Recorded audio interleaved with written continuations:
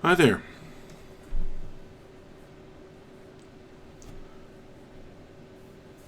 I've got my small camera going. Let's switch to the big camera.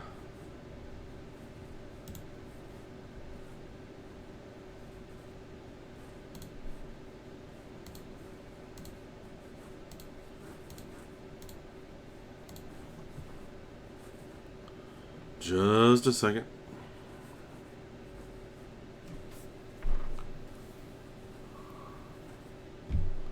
Gotta be able to see my own beautiful face, don't I? Where is it?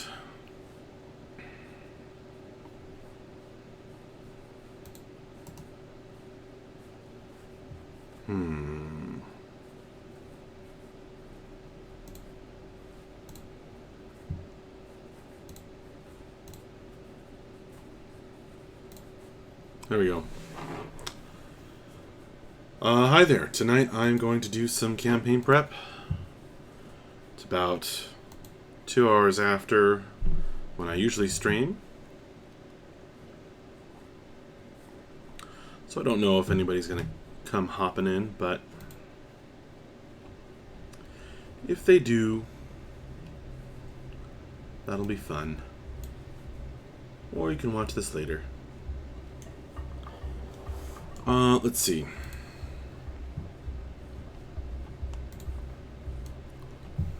So I'm working on Seals of Power. What are these? I wanted to offer the players some special powers inherent to them to solve 2 problems. Well, 3, I guess. One is I want them to be more invested in their characters than they already are. That's just a given.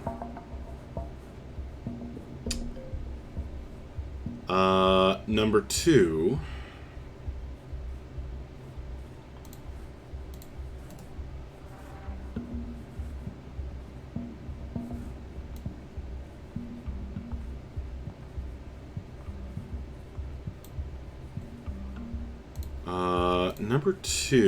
I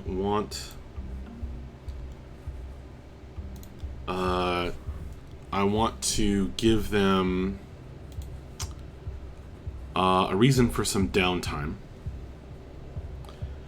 because one thing about D&D is some people end up with downtime things they can do, like researching stuff at the library, which this is a good town for that because it's got a famous library.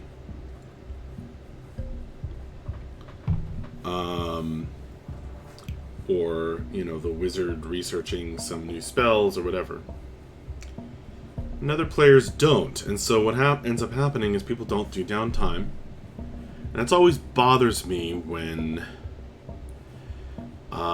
people, level up multiple times in the same week, and you go from, we were level 1, and 2 months later, it's the end of the campaign, and we're level 20 gods.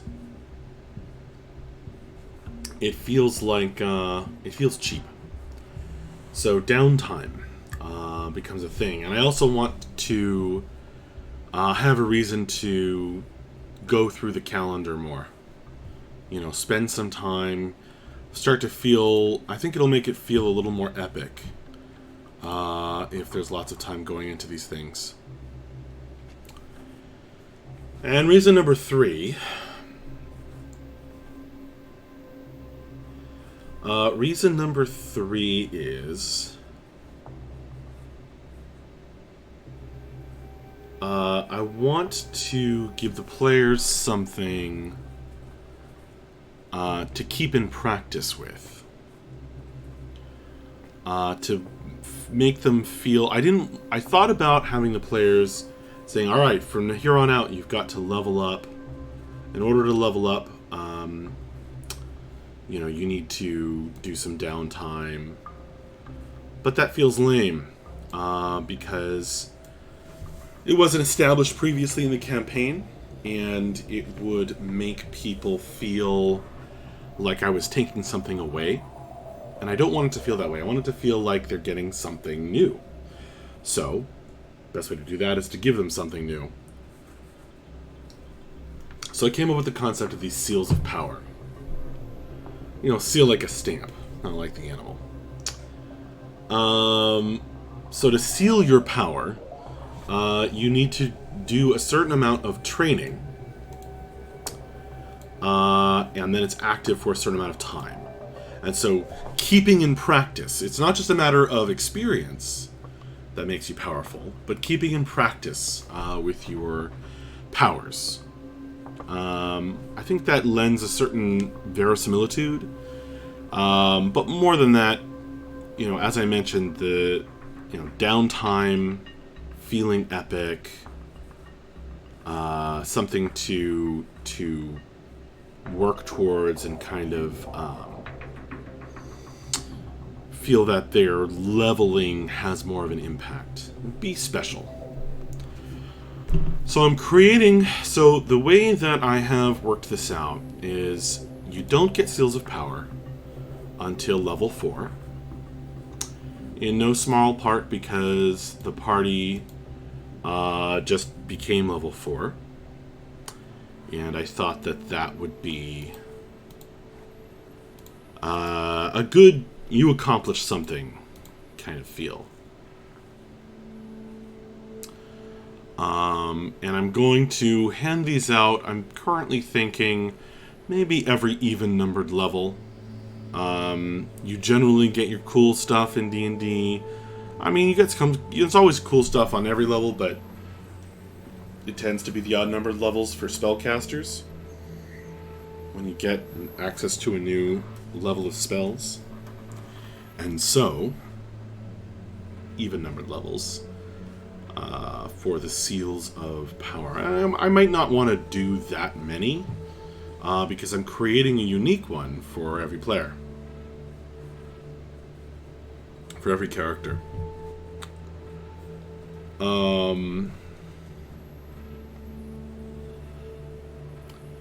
So I might tone that back a bit, make it a little more story-based, or maybe I'll do it every 4 levels. I'll see how it goes. Right now I'm excited about it. So far I have Bref's 4th level seal, Seal of the Dolphin Tattoo. This was something that I read in his character description. He has a tattoo of dolphins leaping along his arm. And the player, Jeremy, completely forgot that he had written that. Which did not surprise me, but I brought it in when I had the were-tiger villain in the snow forest say, "We'll meet again, Dolphin Boy." And he was so confused when I called him Dolphin Boy. But this is why. And so I wanted to set up Bref's Dream, because I'm also giving every player, every character at least one special dream. I thought that was something cool that people can get, but I think that if you don't get one now,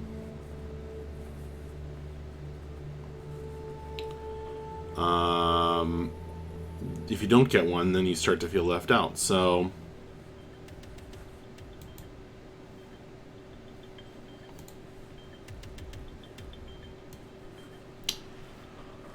related to Bref's dream, I had him have a dream, and then he discovered his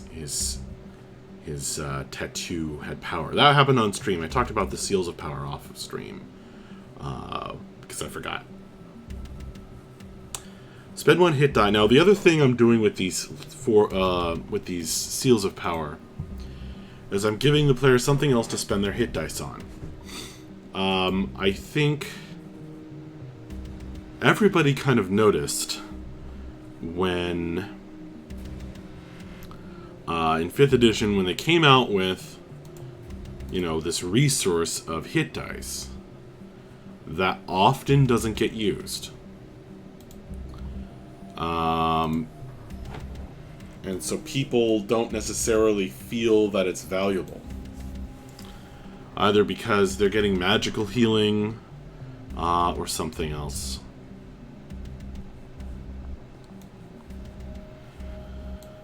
So I wanted to let people spend their hit dice. It's a built-in resource. It's already on the character sheet. And it makes hit dice more valuable. Spend one hit die as an action. Give the benefit instantly to someone else. So that kind of idea came out of their dolphins on his arm. And Bref... Bref, I think, as a barbarian, is pretty cool. He can do... He's very tough. Mainly, he can deal a hefty amount of damage. Which is all well and good, but he doesn't really have much else he can do besides rage, charge into combat, and smack things. Which is all well and good, but I think it gets a little tiresome, a little repetitive. So I wanted to give him something else to do with his action. So... I'm trying to accomplish a lot of things with these seals, and I'm not really expecting them to solve every problem. But they can help.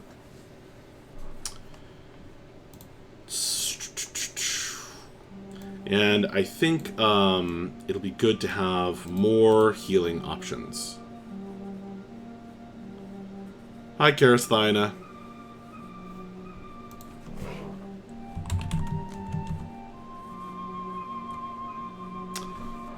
Love you, Karasthina.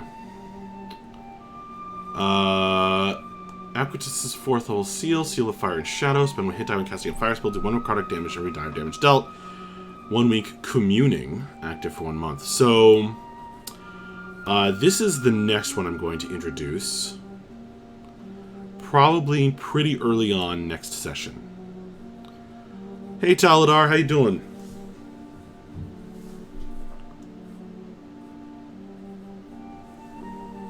Thanks for coming by the stream.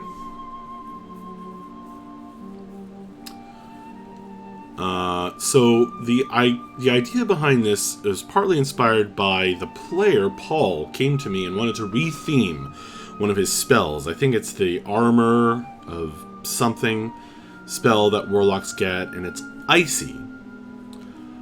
Which is all well and good when you consider that, you know, various types of energy damage, the on theme for Hell. But his particular being that he's created, the Shadow, has become a very important part of the campaign. Doesn't really... Like, fire isn't really the Shadow's thing. Now, it could be, and I could certainly alter it to fit the Warlock powers that I don't want to rewrite all of. But there's a Shadow Sorcerer, but there isn't really a Shadowfell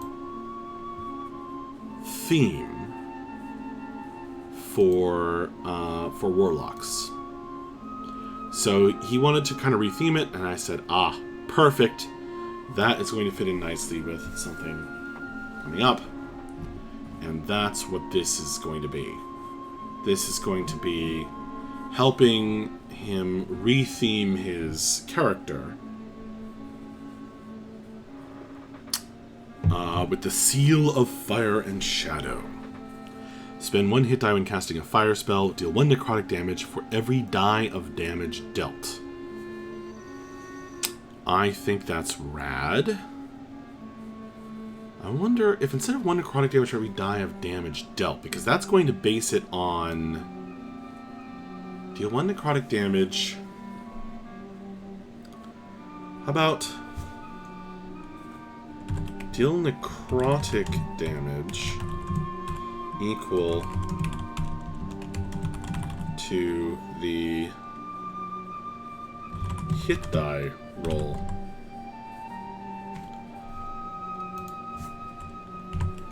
I'll say instead of healing, just so that nobody has to ask me.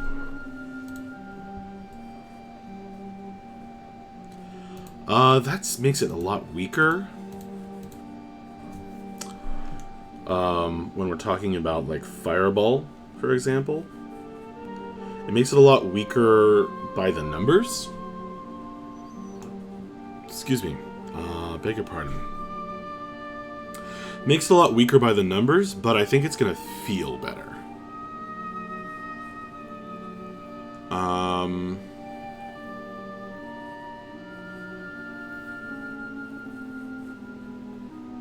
And it will get doubled on a critical hit now, so it'll really feel better.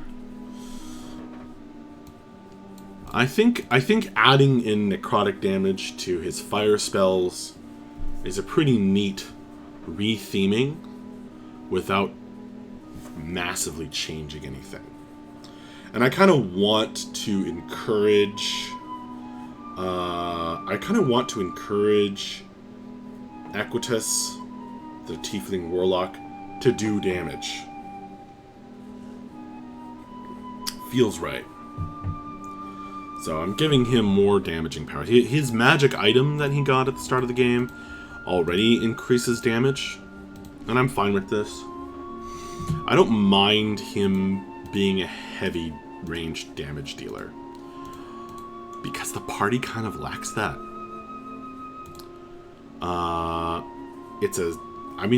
When they all focus on one target, they hit really hard. Just because it's a 7 or 8 person party, which is insane. But they really, when I deal with that, the best way of dealing with a large party in a combat is to throw lots of enemies at them, which is a challenge, but for me to run. But it's even more of a challenge for them because individually, a lot of these characters a lot of these players are new to the game. Their characters aren't optimized. They're very focused on, they're not optimized for combat, that is. They're very focused on, the character development and all of the wonderful, wonderful things. But I think combat is, well, it's certainly one of the 3 pillars of role-playing. So I don't mind, in this game, I really do not mind boosting them up at all. I'm not worried about them becoming overpowered. That's not the kind of game we're playing. I think when I really planned my encounter here, and it was definitely, within their challenge, they were very afraid of a TPK. I don't think it was quite as close to a TPK as a total party kill as the players thought. But see, they don't know everything that's going on, and they don't quite, they don't have all the information I have. So it definitely rode the line for them, which was perfect. That's exactly, I think that was the most successful combat in the game so far. I would say that pretty confidently. I'm pretty confident. Alright, so Bella's 4th level seal. Now this one has been tricky. Seal of Song and Story. That's a cool name. Spend 1 hit die when casting a bard spell to deal 1d6 points of sonic damage or healing to the target. That's terrible. I wrote it this way because I'm struggling with Bella. I'm struggling with her character. Fire and Shadow, dealing damage, perfect for Equitas. Different kinds of damage, perfect for Equitas. I think Seal of the Dolphin Tattoo is working really well for Breath. It's not necessarily, his favorite thing. But I think it really works. I think it really, really works. And it's very tied into something the player forgot about. And I think he was really impressed that that the player was really impressed that I had read his description of his character so closely and thought about it so much. So Bella, I'm struggling with. She's a writer. So let's look at Bella's character sheet.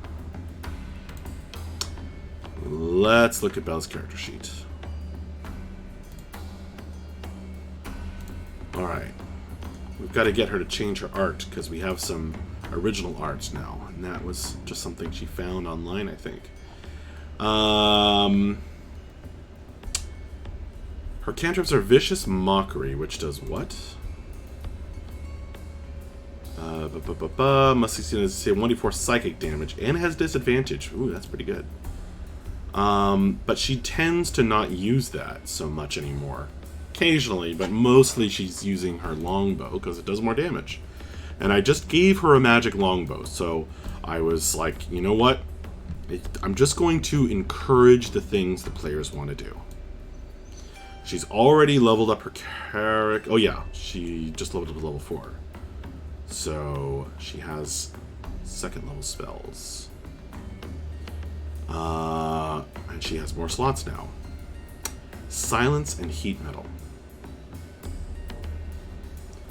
I think she hasn't leveled up to level 4, because she would have more than 2 spells known, I'm pretty sure.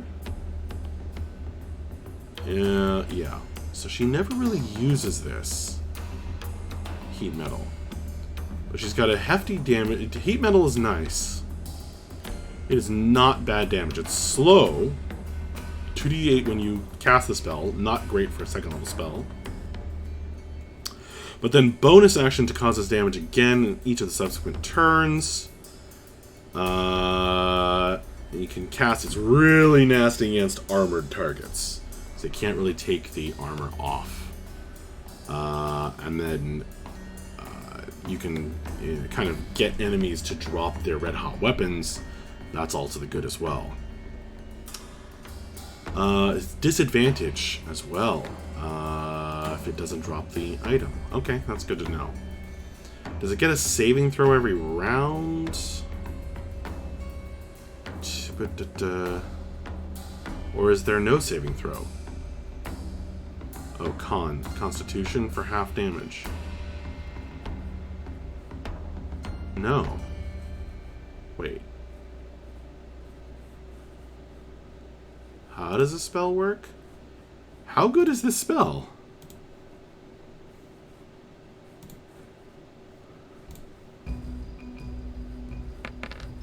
Oh, that's not helpful.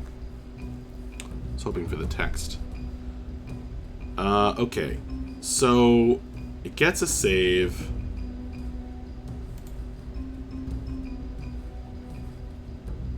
You can see you cause the object any creature. So it just works. There's no save on Heat Metal? I mean, there is, but it's just to drop the object. To avoid dropping. That's crazy. That's a really good spell. I don't know why she doesn't cast that more often. And then she's made liberal use of silence. But silence is really best against... Oh, hey there, no screen name. Encourage the things players want you to do. Hobo murder the town they're being paid to save. There's more than a grain of truth to that, the man with no screen name. But...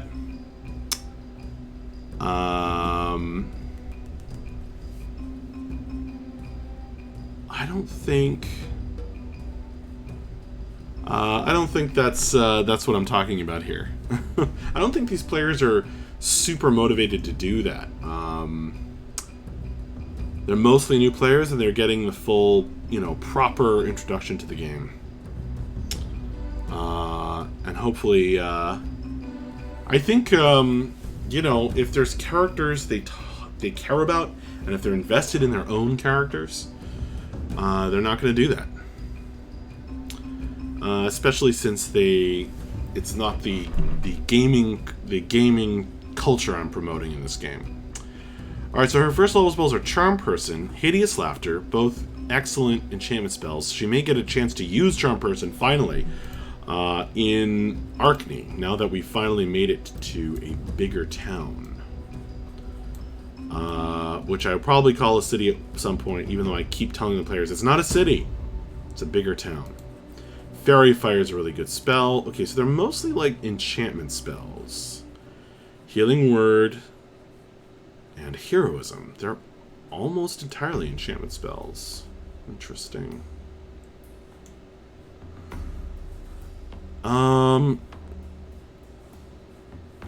She's actually spent a lot of her spell slots.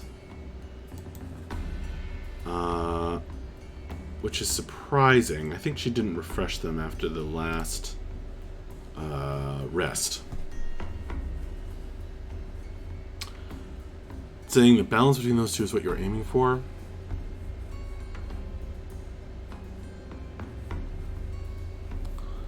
No, I think the man with the screen name is saying the players want to hobo murder the town they're being paid to save.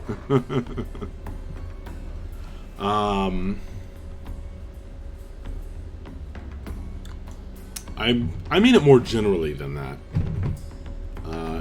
At this particular moment, if they were interested in, purely in running around killing stuff and taking their treasure, then I would reward that type of play, and we would have a fun game doing that.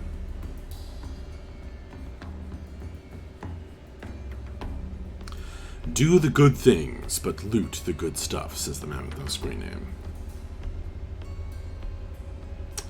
Right on. Okay, Bella. Now, she hasn't got her bio on her character sheet, because she has written it up in a separate document. But it's all about being a writer. I read everything I get my hands on. I can lose track of time when I start to write/read. Well, she needs more books. Fortunately, they are at a town with a famous library. If my books can help at least one person, I will be happy. I idolize an author that inspired me to pick up the quill myself. When I use my book's popularity to boast to people, I often embellish how many I have sold. So they're all... she's got 4 bardic inspiration uses and currently 1 exhaustion level. Interesting. That was an excellent way of writing that on her character sheet. Okay, good to know. She doesn't have proficiency longbow, but she's a half-elf.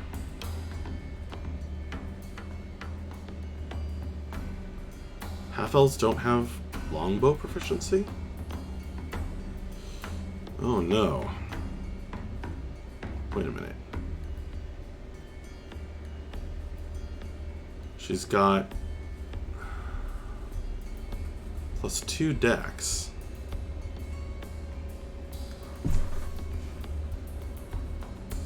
So, yeah, she just put this in with the magical bonus. She doesn't have longbow proficiency.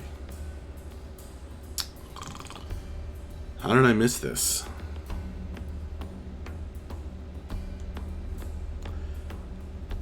Well, maybe her seal of power will be longbow proficiency. Hasn't she been using... no, she's been using a short bow. She's been using a short bow. And that's a... wait. Has she? Short bow. Yeah, that clearly... but it's not listed here.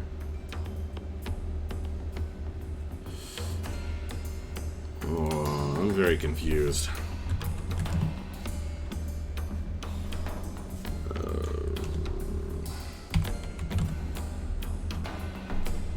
Half-elf traits.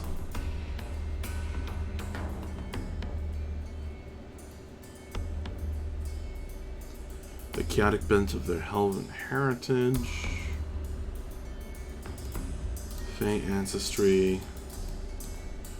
Okay.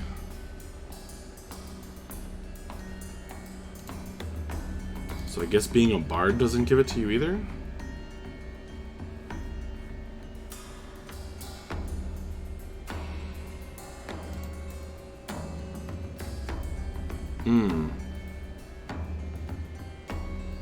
So, a hand crossbow,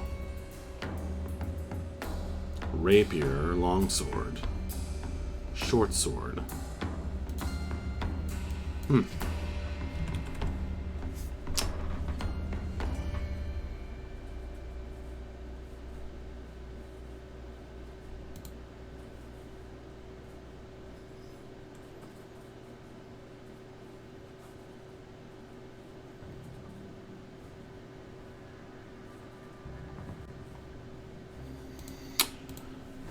Maybe Bella's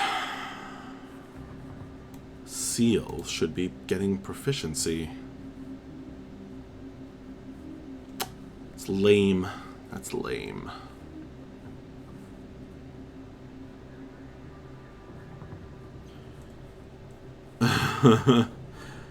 Gotcha, the math, no screen name.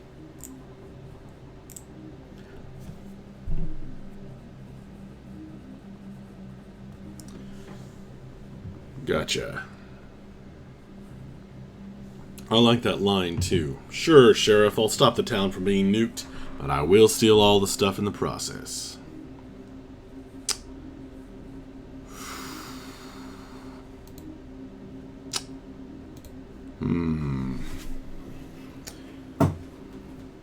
What if Bella's 4th level seal...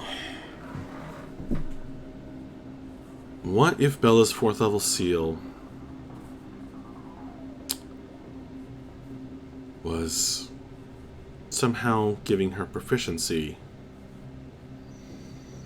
in longbows? That's not really going to be a seal of song and story, which is such a cool name. It really should have something to do with writing.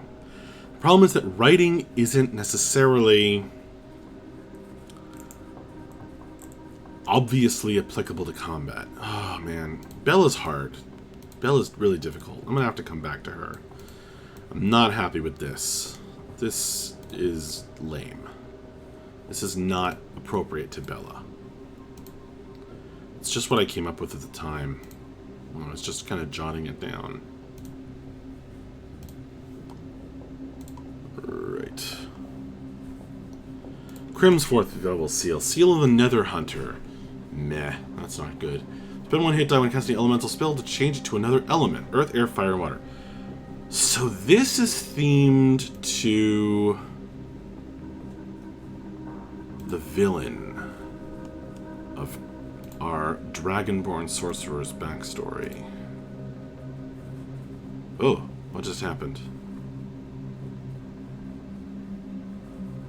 Close. Did I screw that up? She must have stopped in the middle of leveling. So I'm just gonna close this. So Crim has a epically tragic backstory, which I fed into. I think you know, everybody's first character does the same things. Well, not the same thing, but some of the same things. You always have a tragic backstory, if you have one at all. And she's gotten real excited about it.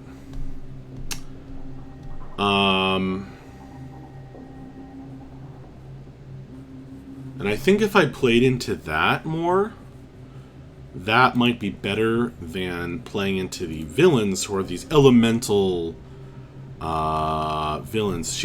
I wrote this power because the player, Haley, was complaining about how her fire magic hasn't always been useful because they've been fighting a lot of devils. So this is certainly potentially useful.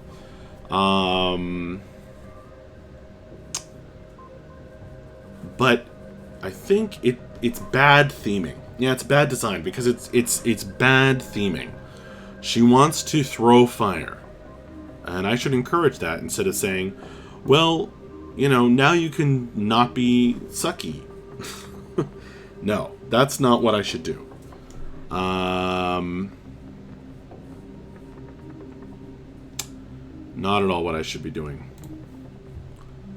I should reward her for writing up this massive backstory. And play into that excitement.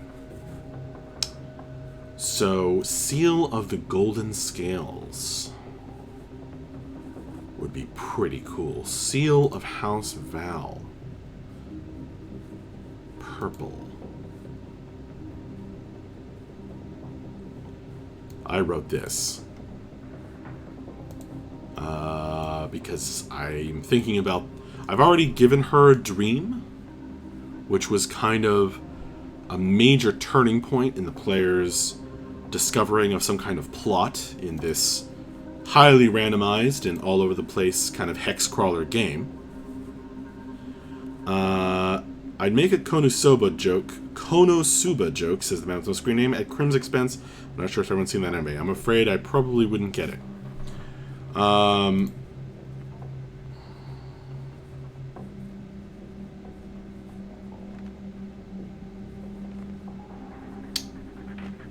So there were 3 arcane magical houses. I remember that.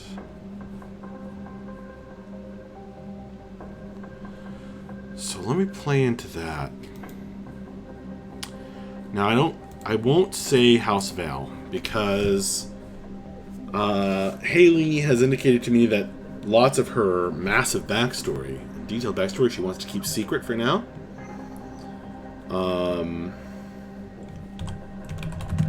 The Golden Scales.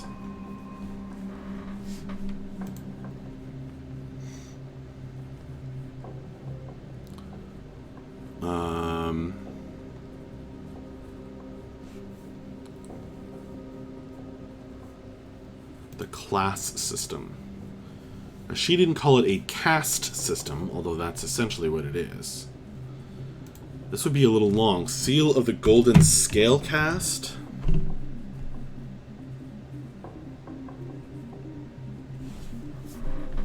I like it. I was trying to come up with a cooler word than practicing for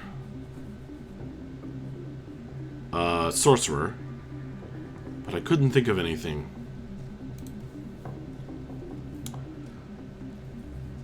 Connecting to one's inner power. Spend 1 hit die when casting an elemental spell to teach another element.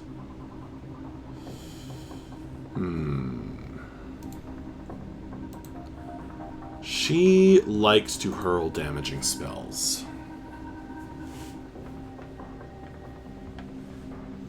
She likes to blast, like Equitas does. And frankly, she can do it quite effectively.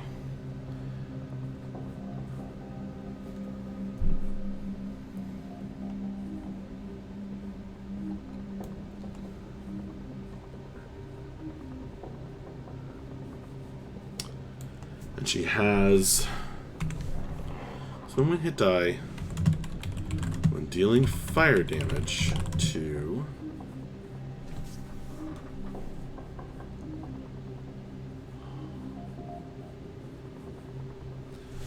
I've already got one fire-themed thing here.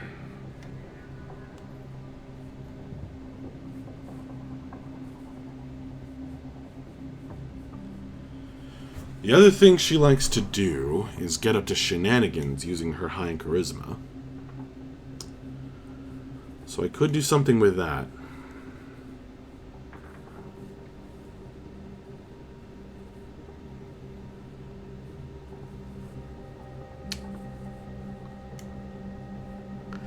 It would be fun to do something with sorcery points.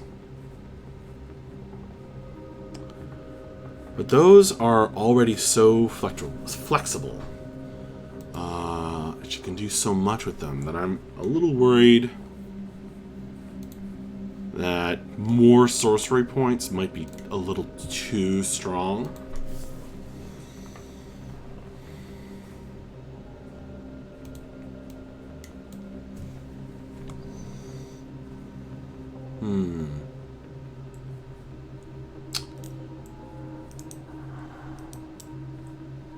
Maybe the elemental thing isn't so bad.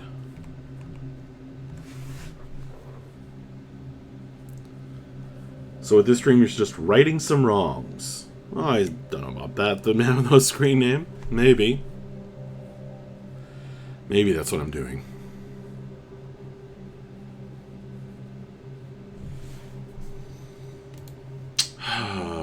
She's another tough one. But I definitely know what she likes to do.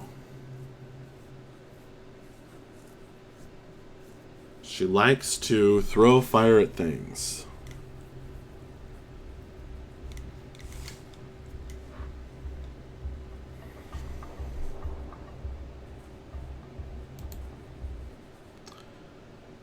And encouraging that may not be a terrible thing at all.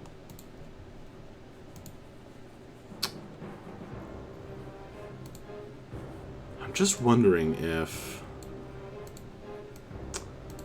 changing the element is a good idea. And I can always have her let her do more damage, but she's already got several ways of doing that. She can use sorcery points to raise the level of the spell, for example.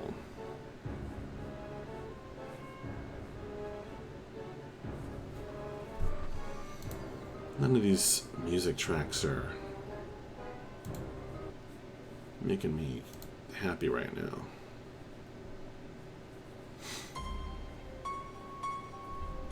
That's a little distracting, but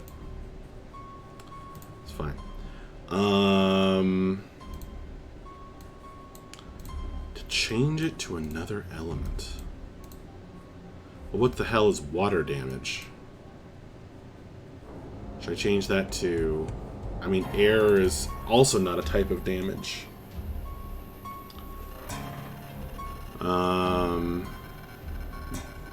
Earth either. I mean, fire damage is a thing, and then it could be cold or electricity or bludgeoning.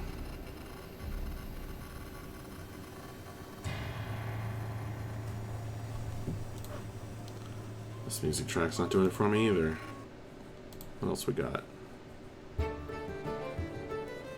Yeah, maybe something like that.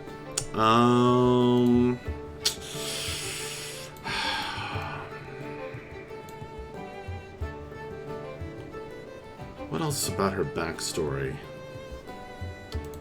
can we find inspiring?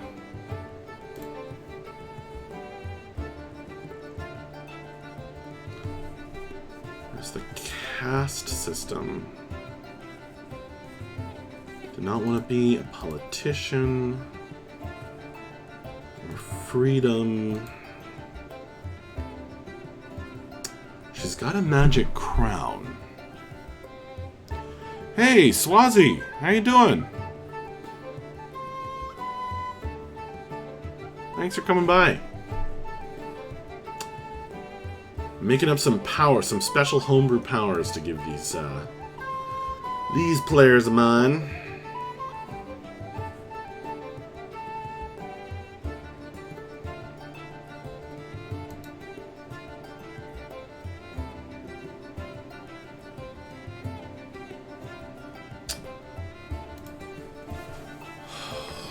Maybe it should be a role-playing thing.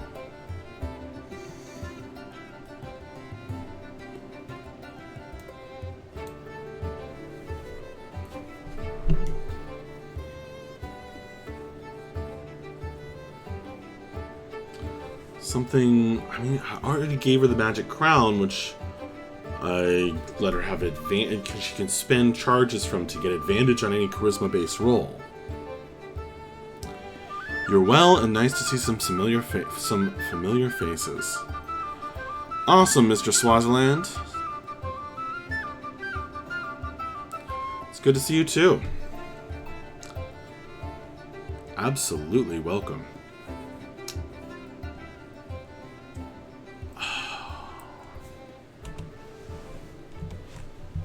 Spend one hit die when speaking with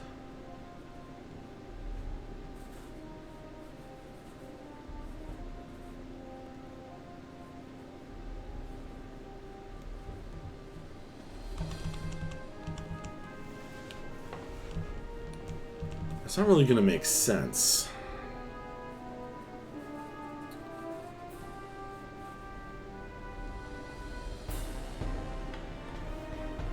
To be treated like a member of the upper class?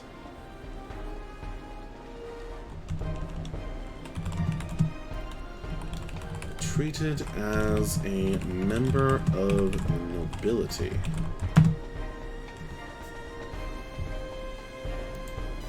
That's a thinky one.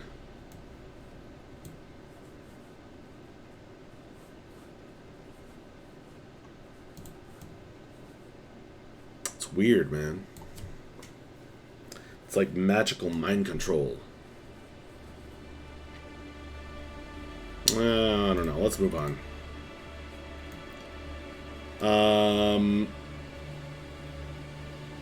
Mavra's 4th level seal. So I've already done all the easy ones.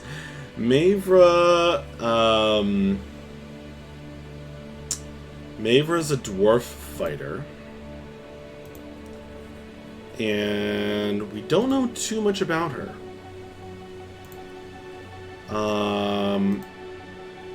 A little bit. We know a little bit about her. Where's she writing down all her magic items? Not here.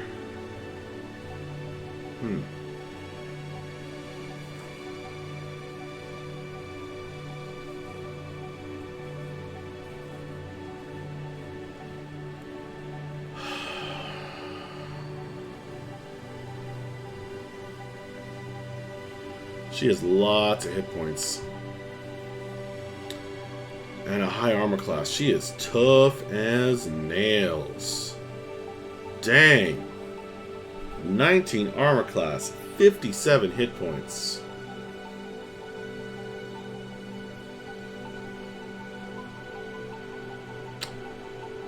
Huh.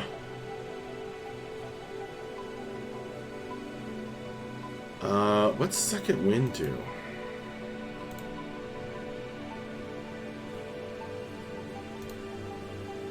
A limited will of stamina. You can use a bonus action to regain hit points. Okay. Shorter long rest. Alright, fine. Action surge. You can push yourself beyond your limits for a moment. On your turn, you can take one additional action on top of your regular action and a possible bonus action. Once you use this feature, you must finish a short or long rest before you can use it again. Oh my god, that's so powerful.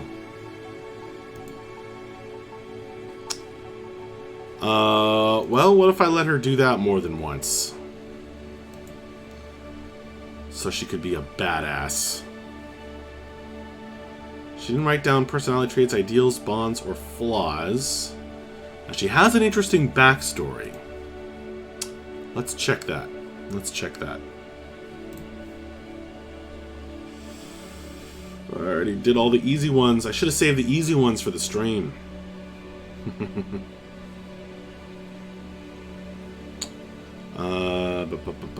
Character histories. Where's Mavra's? Born in the city of Deldam, the dwarven city built into the roots of Birdiak Peak. Her father... Oh yeah, and she's a mead brewer.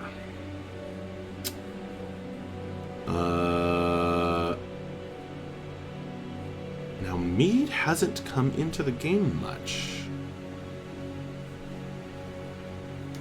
I don't really know if I can incorporate mead drinking into her power.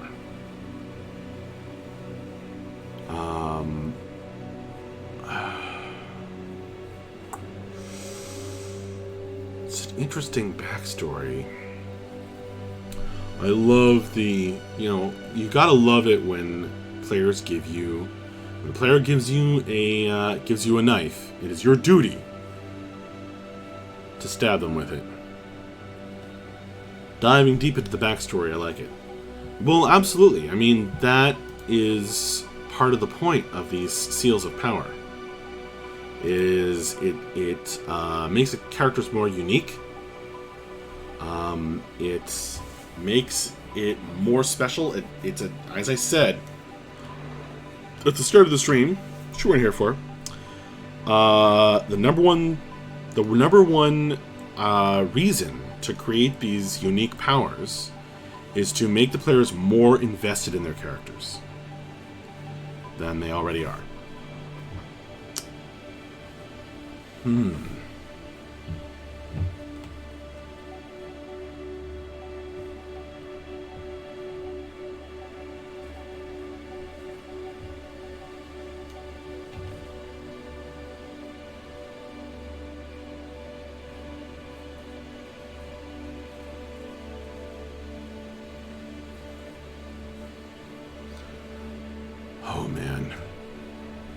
Her father's definitely still alive and suffering.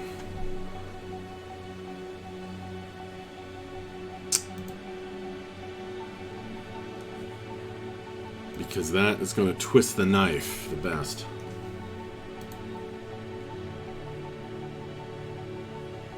His brewer's footsteps.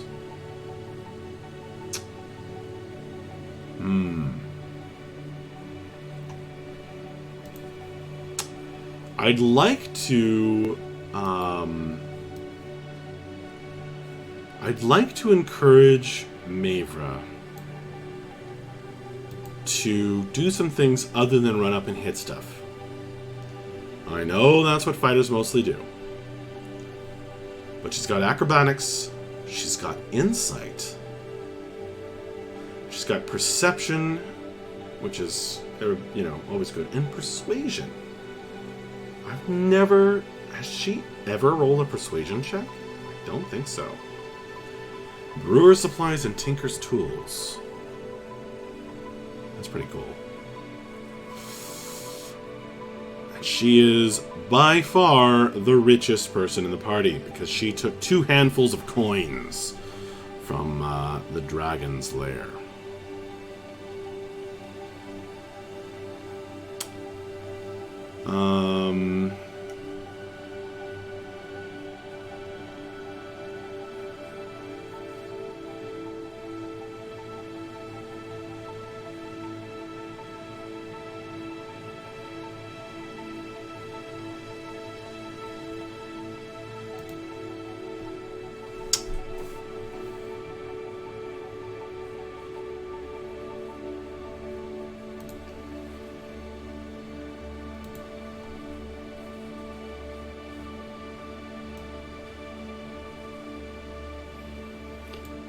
Father said the tavern was not just his entire life's work, but Mavra's future.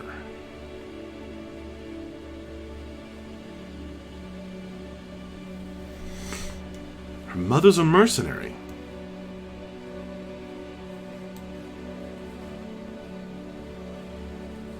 Most of this is about her relationship with her father. But her mother...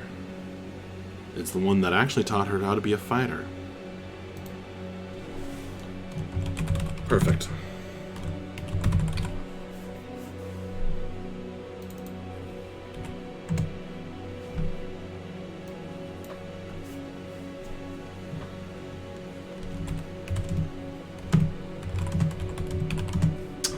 I mean, yes, this isn't going to solve the problem of, you know, doing things other than running up and hit stuff. Running up to hit stuff. But...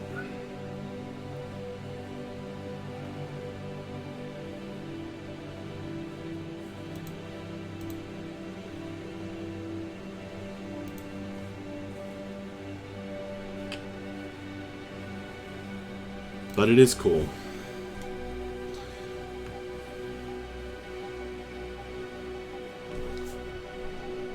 Should I say a mother's daughter or a mercenary's daughter?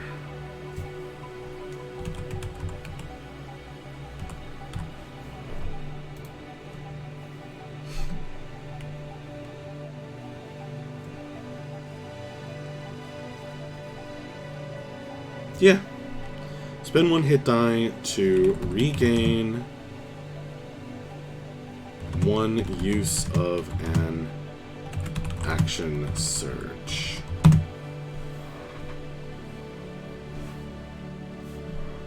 I could say instead of healing. That's simple, but I think that's powerful. And I want to... I'm linking into Mavra's underappreciated mother, because she's done all this stuff. The pink chill and everything is all to save her father from this disease. I haven't put Cordycephes age in. I should have. Somehow I missed that.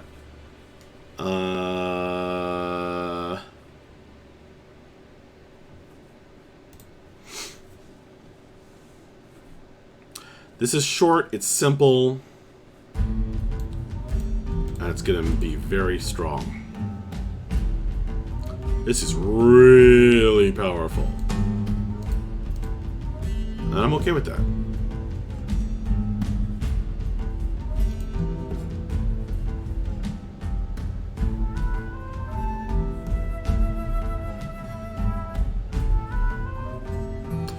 Maybe I should say as an action. That'll limit its usefulness.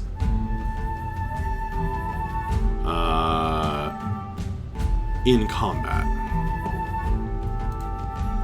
Yeah, that helps. That significantly weakens the power. This just means that she'll be able to do this every combat.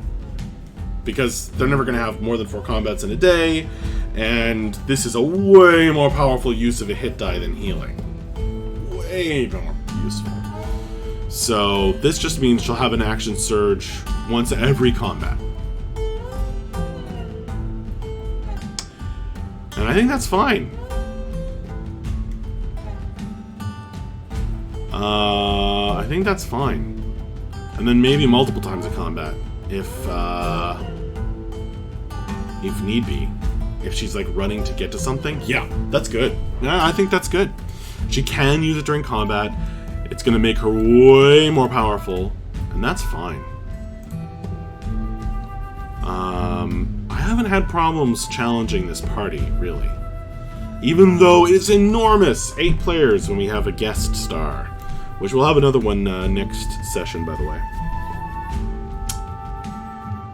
Okay, so that one's done. That one's done. I'm happy with that. That's good.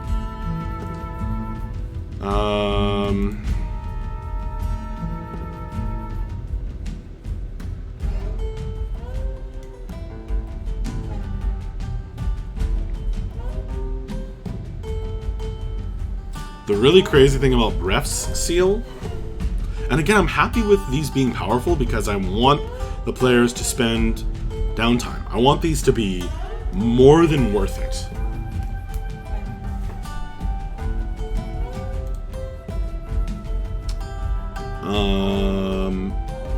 Spend one hit die with casting a bard's. Oh gosh, I haven't figured these out yet. Bella and Krim are hard. Krim shouldn't be hard. Bella is of course hard because her whole thing is writing, and it's I don't know. I mean, it just spending hit dice in an out of combat context just doesn't. It's like it's a non-resource essentially. All right, Akiri, our Aarakocra cleric. Okay. So, she's been doing lots of healing. And one thing the player has expressed is that she kind of only does one thing all the time. She's a life cleric, so her thing is healing. But I kind of think that the player, being new to the hobby, didn't really... she didn't know what else to do, and so the person who helped her make her character sheet was just like, here's something I know how to do, make a good life cleric. So she's really good at healing, and not so great at anything else she feels like. So I want to rescue her from that and let her do some more interesting things. Born to a small clan of Aarakocra farmers living on a spot in a small southern city, upbringing while poor was a fairly happy one. Parents doing what they could for her and but as they grew, many happy days were spent in the fields with the hawk's home, tending her crops, and there was light coming to warm firelight and stories told by wanderer Aarakocra passing through. Okay, so that's her very short character history, and M has shared her notes document with me, so I have way more. Don't want to show it on stream, but I have a lot more information. She is obsessed with the sword wings.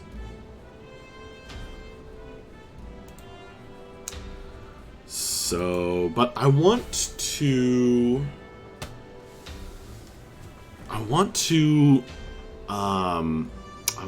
her to be able to do more things beyond I want her to have more traits other than being interested in the sword wings, because that comes up a lot, and there's going to be a lot of it.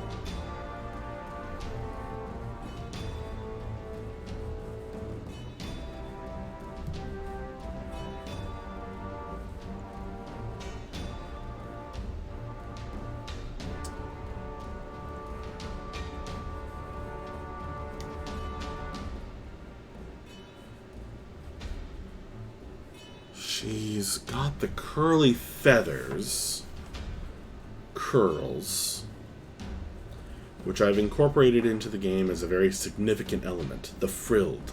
Ooh, that's something I should write down while I'm thinking of it. I'm changing the next dream I give her.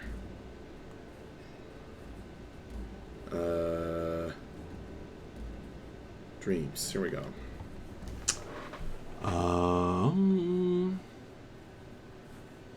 Yeah, I have no idea what to do for Cordycephie. She is really tough. Because the player wrote a very minimal backstory. And her whole thing is being obsessed with mushrooms. And then she's been writing, like, things about who she was before. Oh, wait. Okay, let's not get too deep into that. Where was I? Dreams. Equitus. This is Equitus's dream. Bref's dream. Maeva's dream. Where's...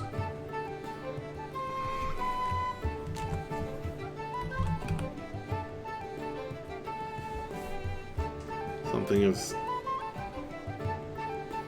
This isn't in the dreams section? Whoops.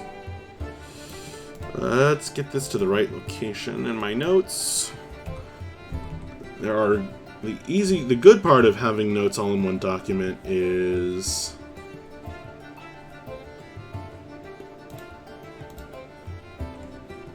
that it's easy for me to just drop things in and have it all in one place. The bad part...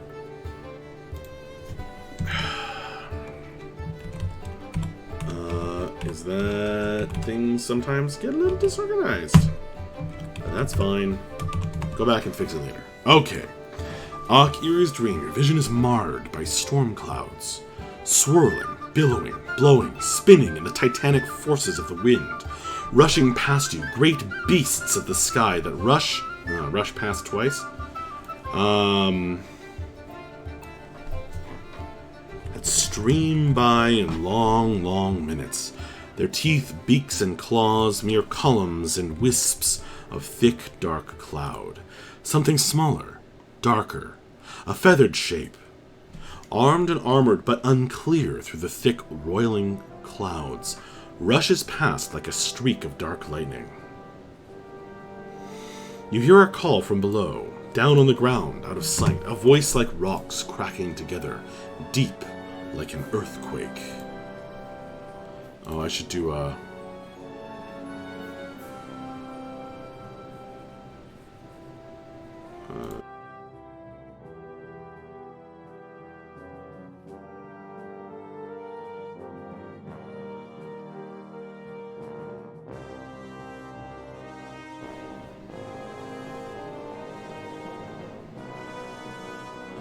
Can you hear me, folks? Let's see. Yeah, okay.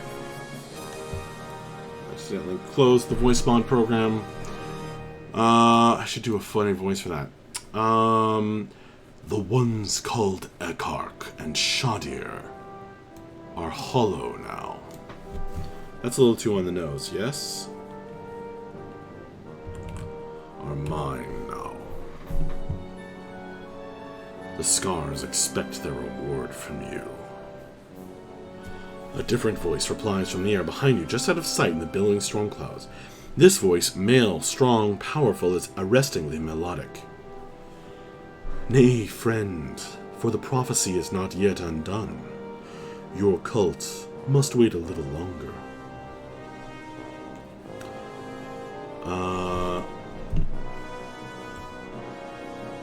Okay.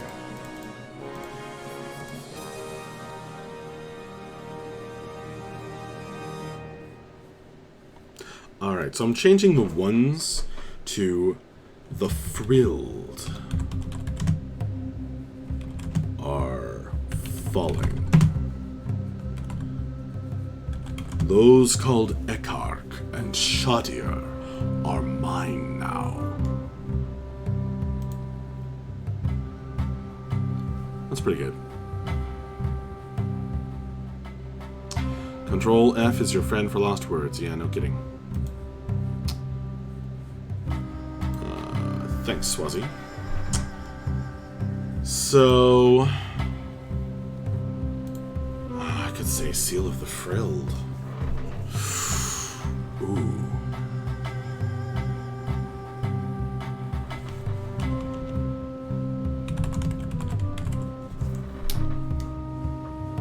I'd like to connect it back to her family.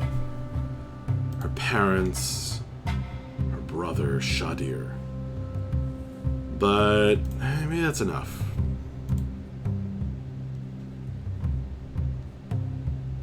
So what is the Seal of the Frilled going to do? Well, the Frilled are fated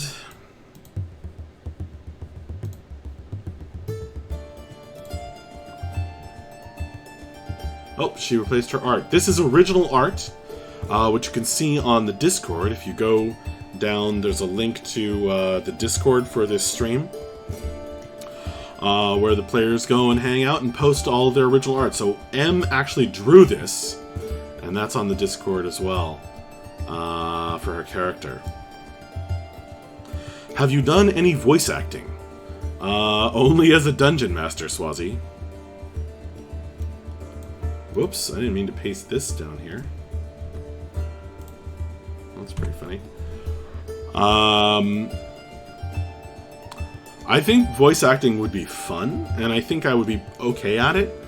And people tell me all the time that, you know, I have a voice for it, but I don't really, like, I don't know how to do that, you know? I think there's more to voice acting than just doing voices. But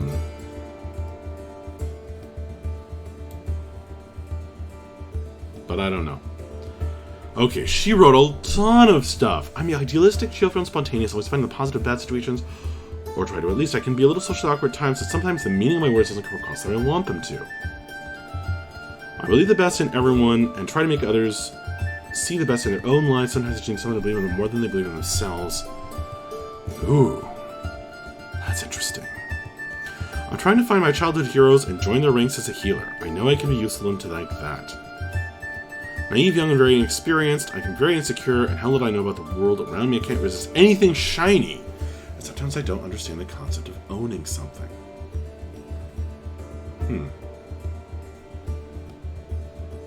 That's interesting.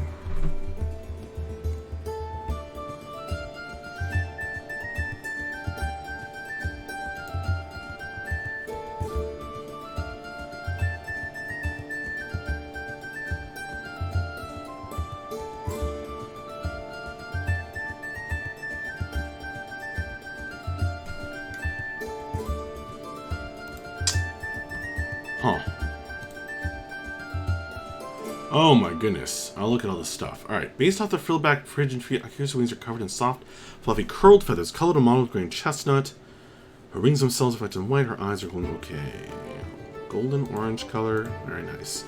Akira was born to a small clan of Arakok farmers. Okay, I read this already.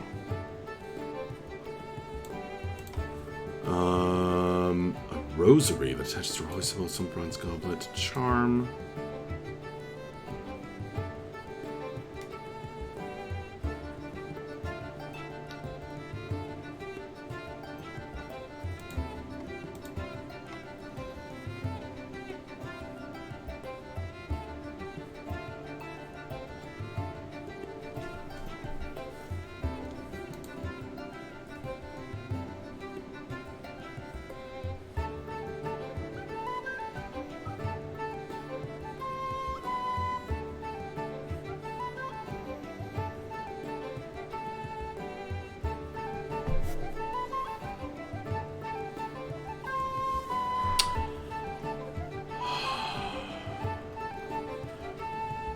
Seal of the Frilled.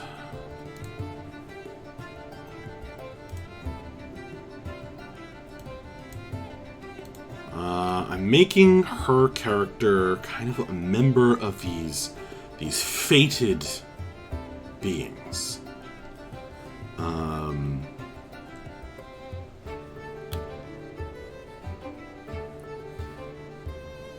So her spells are Rest or Restoration, Spiritual Weapon, she likes doing damage, Prayer of Healing, Find Traps, Zone of Truth, Locate Object, which she doesn't prepare, and Aid.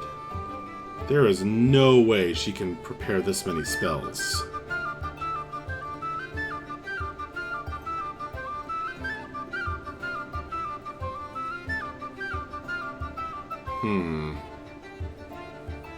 I'm gonna have to talk to M and ask about that.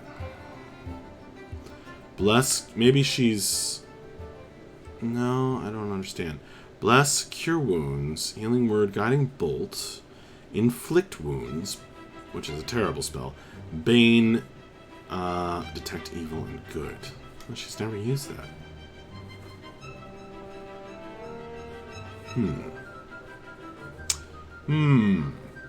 So I think we're looking at a character who heals, but secretly wants to deal damage.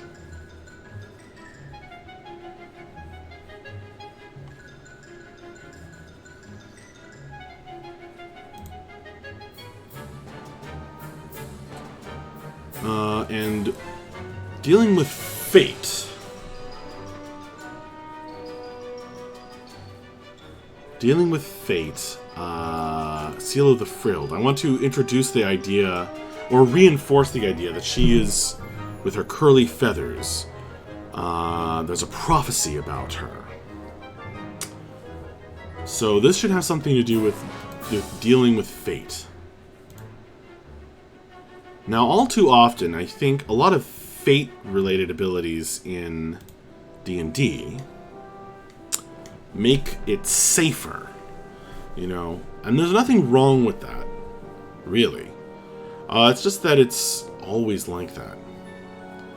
So I wonder if there's a way, instead of giving her a re-roll on a d20, because fate said so, I wonder if there's something that's a little more unusual and interesting. Like re-rolling damage dice.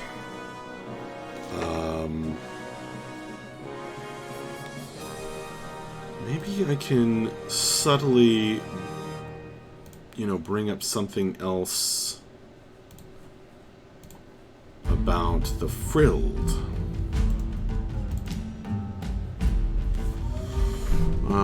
Who are going to fight against the Great Unmaking. They're going to stop the Great Unmaking.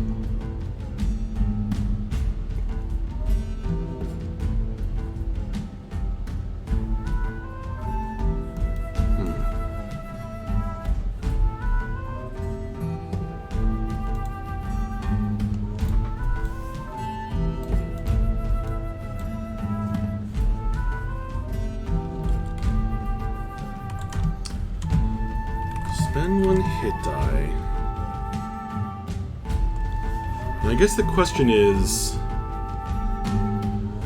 do I want to try to make her feel better about healing, which she's a little tired of, or feels that she's too one note. So I can let her do other things when she heals.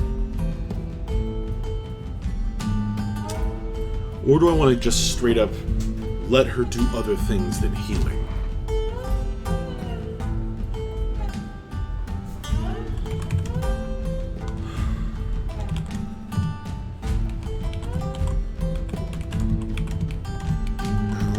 Now this does make things safer.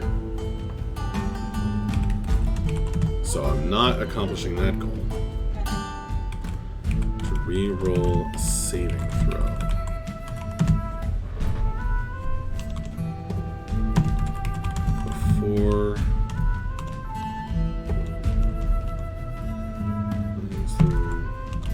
After they roll, but before the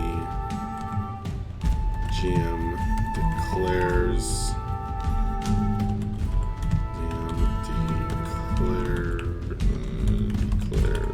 the result.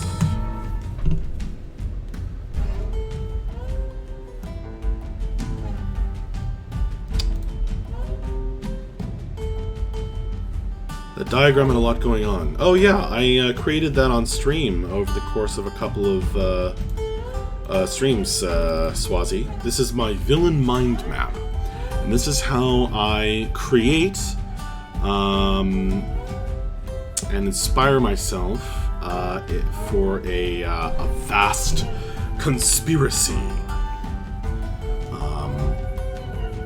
And this is how I check up on all of the elements of the game when I'm not looking for like all the specifics of something, but I need to be inspired and remember all the things it's connected to. And I find this has been historically the best way I've come up with to just allow myself enough room to come up with things while also having something that'll give me ideas and give me an answer when the players ask a question. So it's really not as complicated as it looks, or maybe it is, but it's easy to follow because whenever the players are dealing with something like, you know, oh, the sword wings, and I can open this up and I can just look for the sword wings, and because I made this myself, I remember where they are. And it's like, oh yes, they're enemies with the Scarred Earth cult. They're afraid of the coming of the cleansing rains. And there's this there's these Aarakocra called the Frilled, some of whom are Stormwings.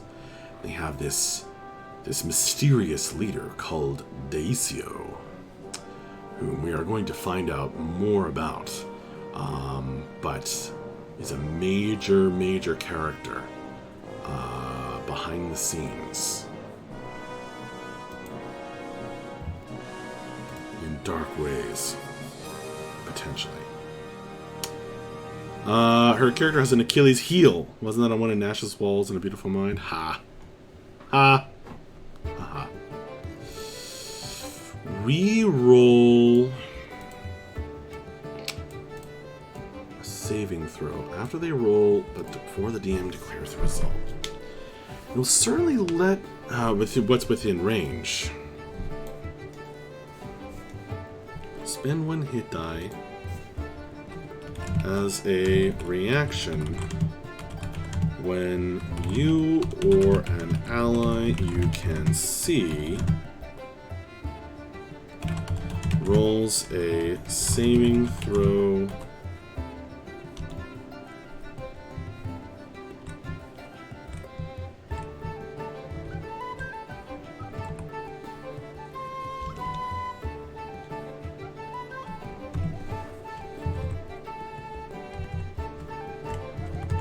to allow them to re-roll.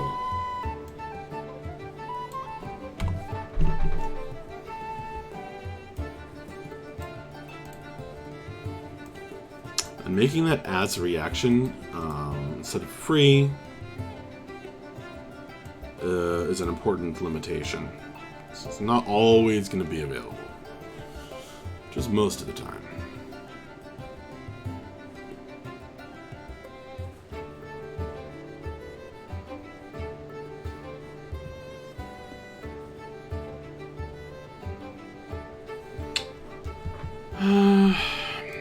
It's not going to encourage. It's not going to let her do more stuff. It's not going to let her do damage when she heals, but I don't know. It just feels wrong for Arkne.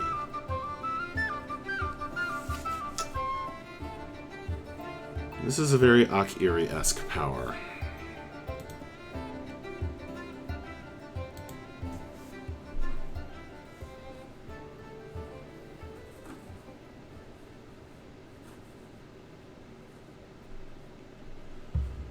I think it's pretty good. I think that's okay.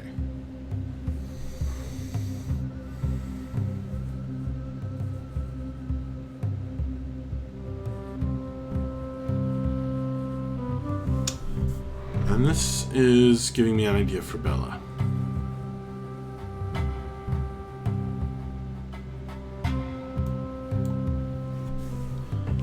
Spend one hit die. Because she actually loves giving Bardic Inspiration. I'm giving Bardic Inspiration. So if she can power up the Bardic Inspiration to make it better, that'll make her feel good about that.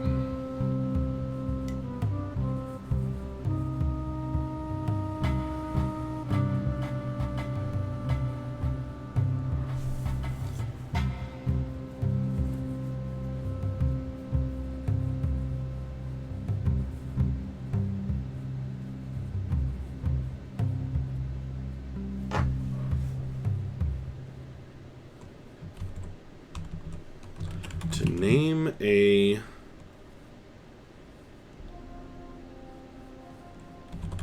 spell or ability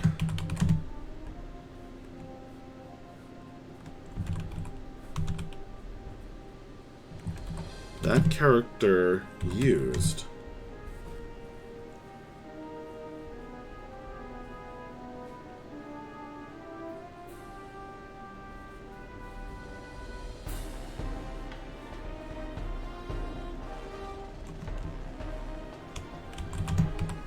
Spell ability of that character to allow them to recharge that, to regain one use of that ability, one use of that spell or ability. This would actually work better with older editions where the spell slots were specific for prepared casters.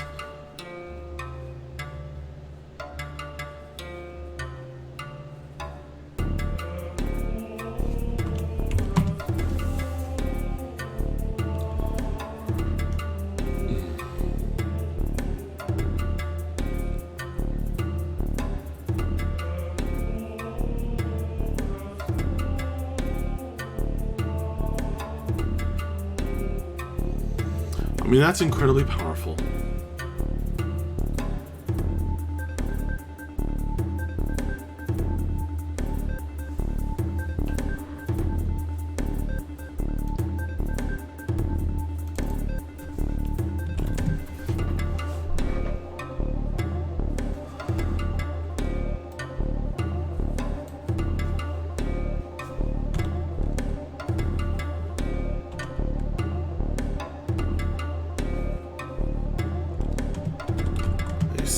To regain one use of that ability or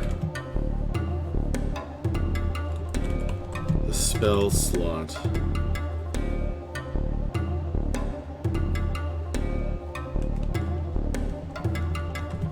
Spells. I'm just trying to make it work with the mechanics now. One use of that ability or a spell slot equal in level to that spell.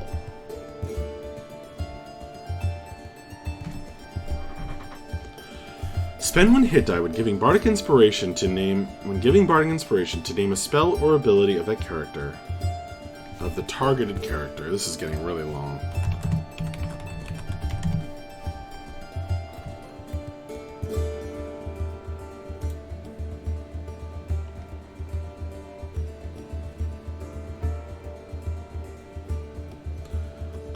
regaining a use of that ability is going to be very... it's a little vague sometimes, but I'm okay with it. This is amazingly powerful.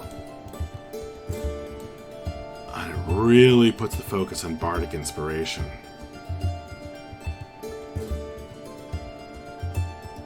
I like it.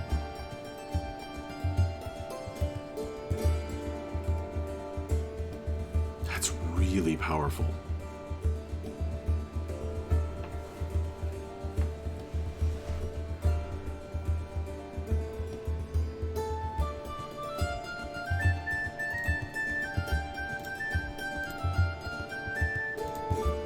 But she gives out her bardic inspiration a lot.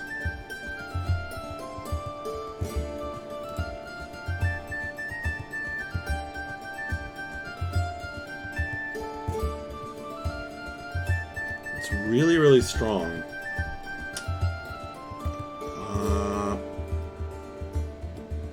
But I'm okay with it.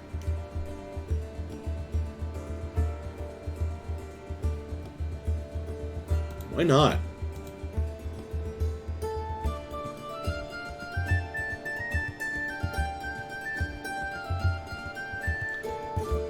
It requires a lot of her.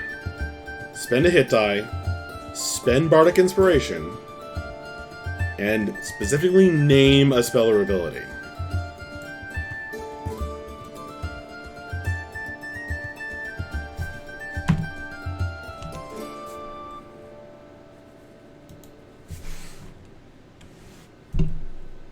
I think this makes her into the ultimate support character. I don't think you can bardically inspire yourself.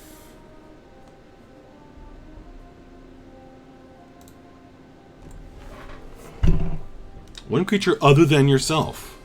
Yeah. She can't use it on herself. Wow. That's pretty cool.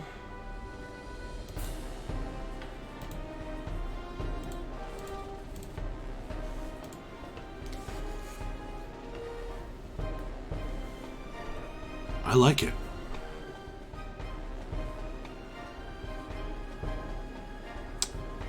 It's really, really powerful. It's going to make the whole party way more powerful. And that's okay.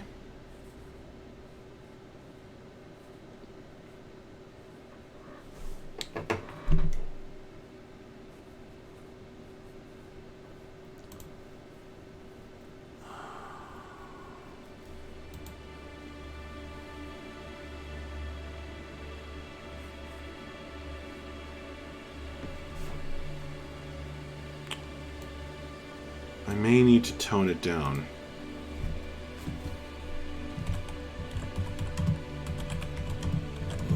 Spells of up to second.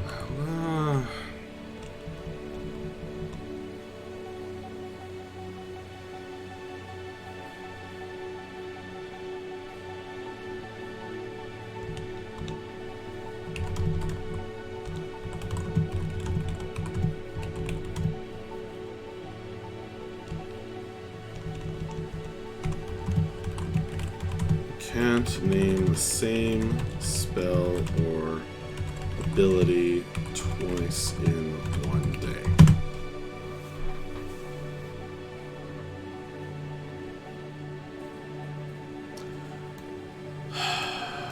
So too insane. This is potentially game-breakingly powerful. I'm essentially giving a pearl of power to every spellcaster in the party.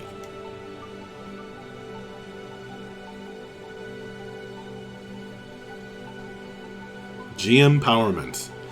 Another wonderful pun from Taladar.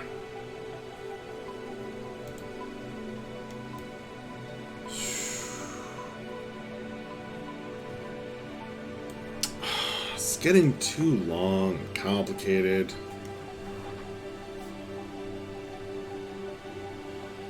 But but it is the ultimate support character ability.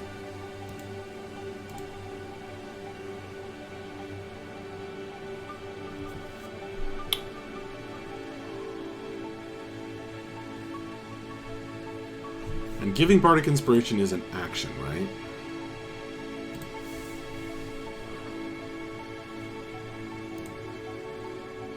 A bonus action.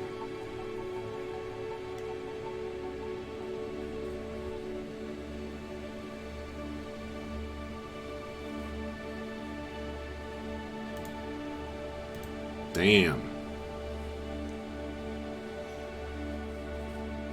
That's fine.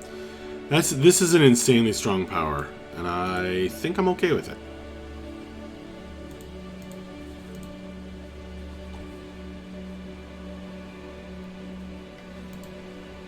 Okay, Cordy. Have I got everybody? 1, 2, 3. I haven't gotten Crims yet. 1, 2, 3, 4, 5, 6, 7 players. Okay, so for Cordy's power, I think I need to go not to her mushroom-based backstory.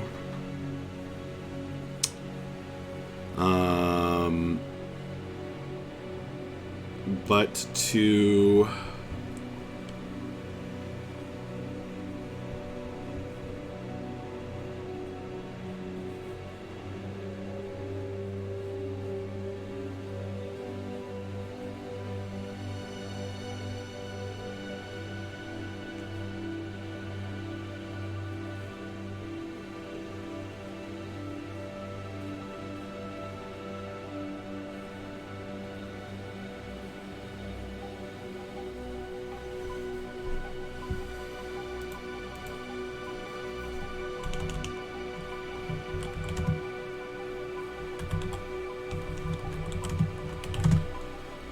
So, Alexis wrote up a bunch of backstory, which I think she may have posted on the Super Commoner Discord. Or if not, I'll try to encourage her to do so, or at least some of it. Who she was before the mushrooms took over her mind.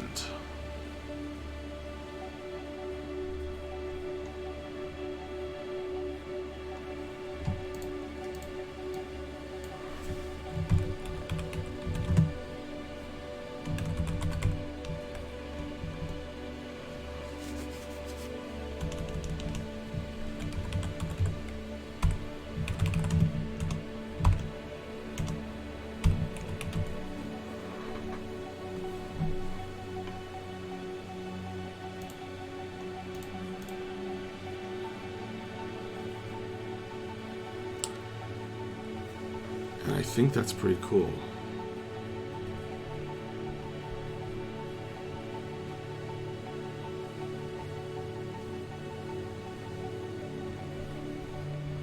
So besides using her mushroom powers, her Circle of Spores druid powers, attacking Bad Trip or sentient mushrooms.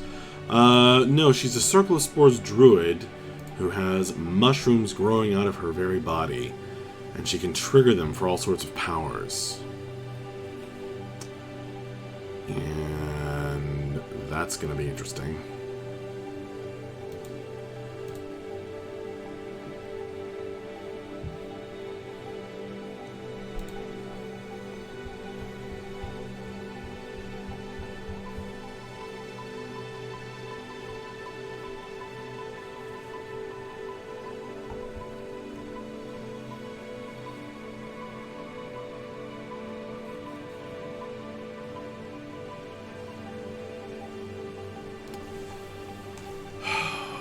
She does everything in combat. She's a druid. Everyone knows druids are overpowered. She can heal. She does damage. She throws damaging spells out. A smidge of battlefield control. Transforms into beasts for both defense and offense. She does, excuse me, she does a lot of different things.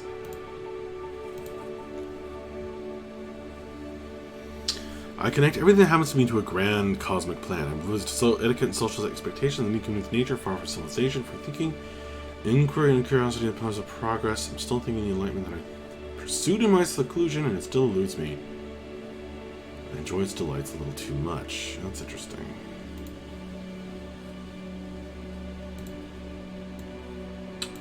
I wrote communing because communing with nature seemed like a druid thing to do.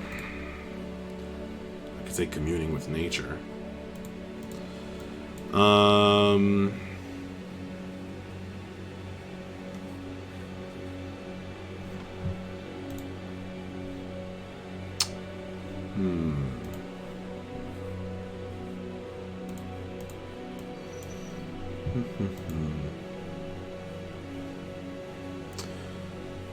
Who are these viewers who come in and stay for a while and then leave without saying anything?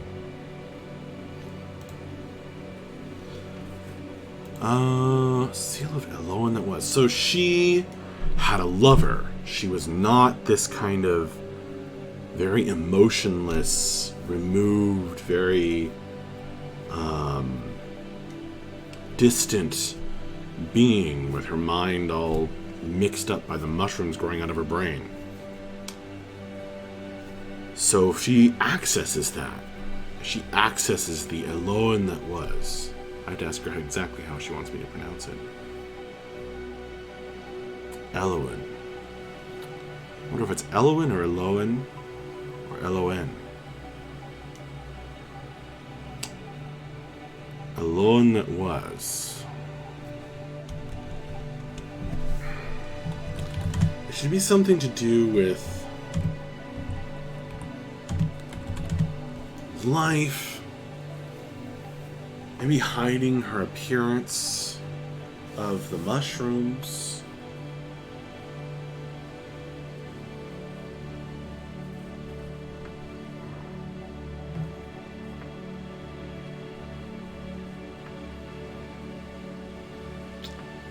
What do I want to encourage?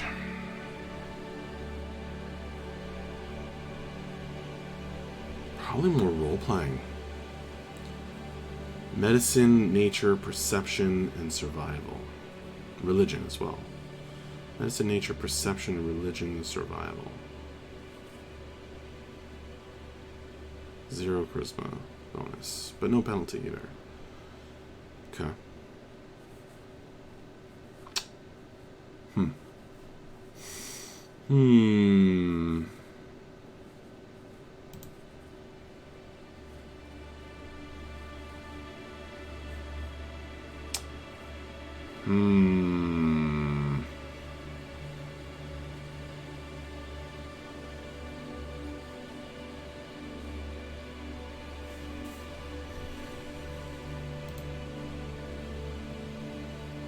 Sounds like alone.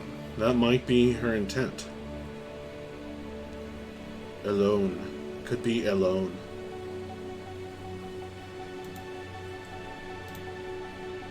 This is a long, dreamy song. Oh, it restarted.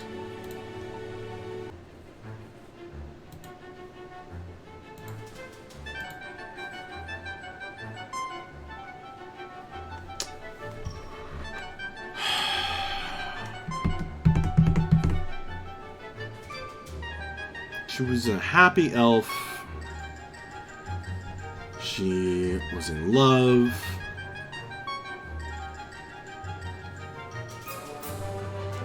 She was very alive.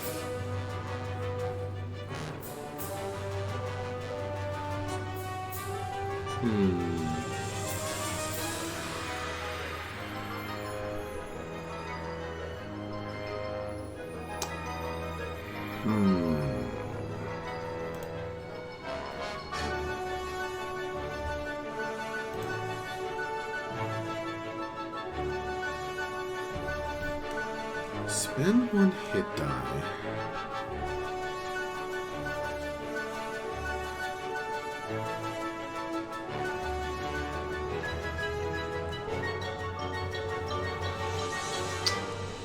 She's tough. I knew she was going to be tough. So I left her to last. Let's jump back to Krim.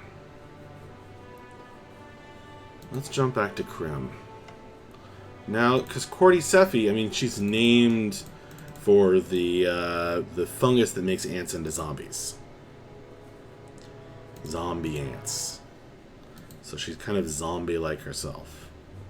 So I'd like her to be able to break out of that. If she wants to. But, I mean, the problem with that is that it's not necessarily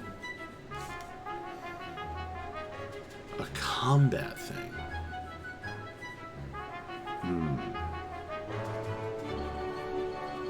She didn't even take proficiency in insight.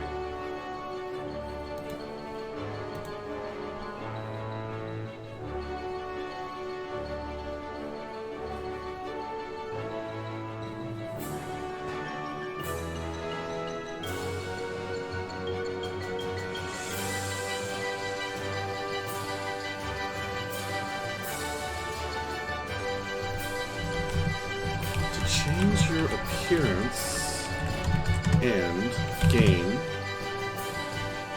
advantage.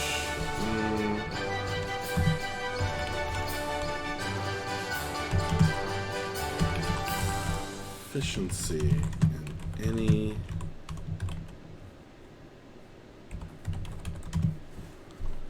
spend one hit die as a bonus action to change your appearance.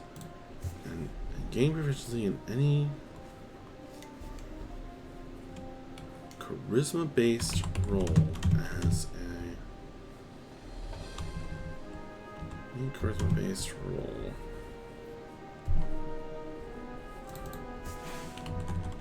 Apply proficiency.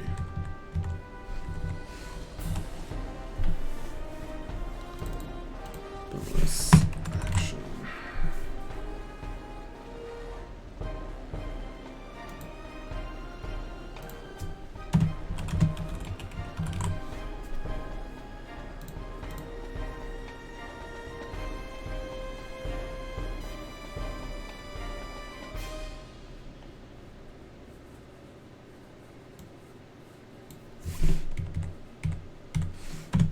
I think I need to say instead of healing. I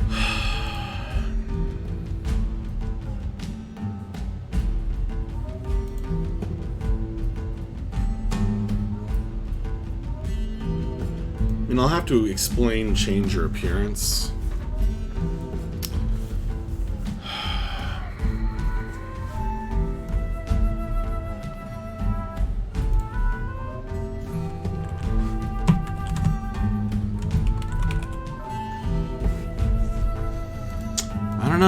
This might be bad, because this might be like, instead of reinforcing what the player wants to do, it might be like trying to get them to do something that they're not interested in. And it's not very powerful either. Tough.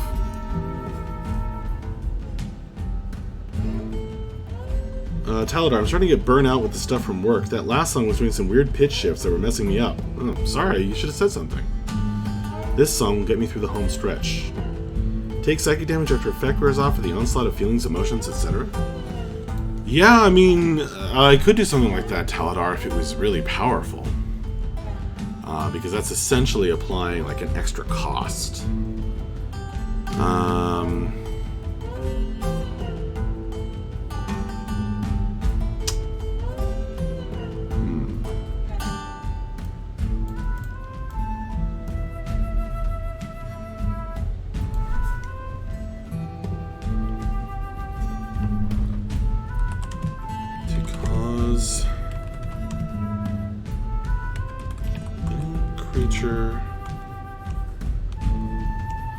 Anyone you can see to become charmed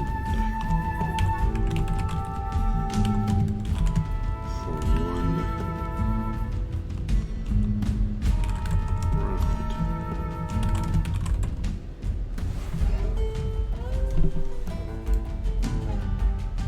no save. But when anti opponents actually cause anyone you can see to become charmed for 1 round. Ooh, that might be too strong. Because she could get, if she was in like a one-on-one combat, they wouldn't be able to attack her. Can't attack.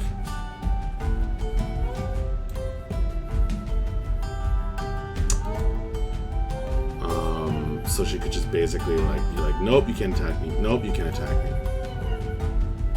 And there would be no way to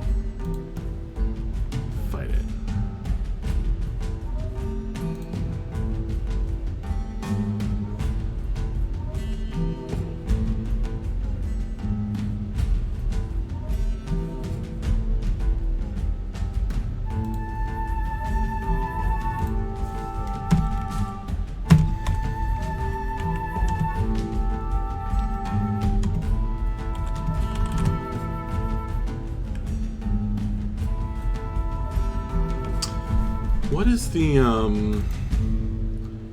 What is the Wizard's Enchanter ability? They have something like this. Or isn't that just like let them deflect an attack? I'm trying to break up the books.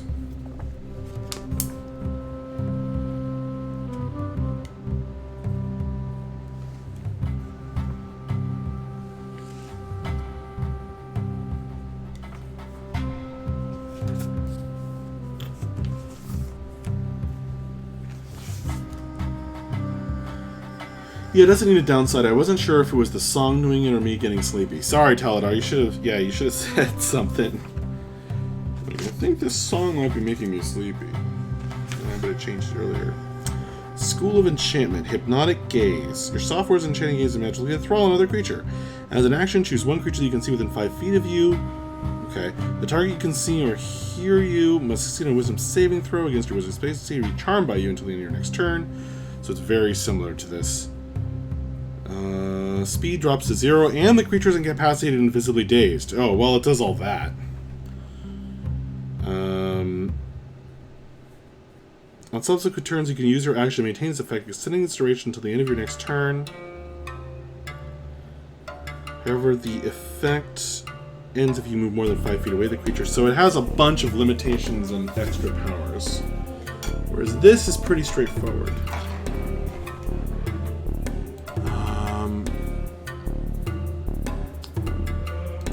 This is gonna...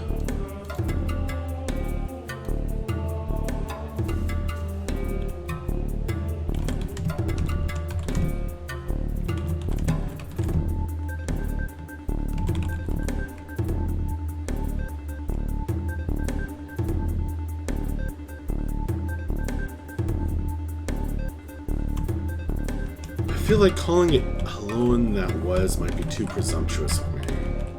Like, defining her character.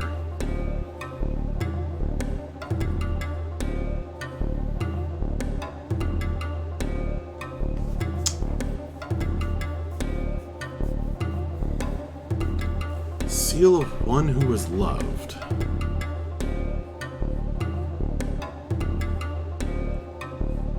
Seal of Elone that was. I mean, that's a cooler name.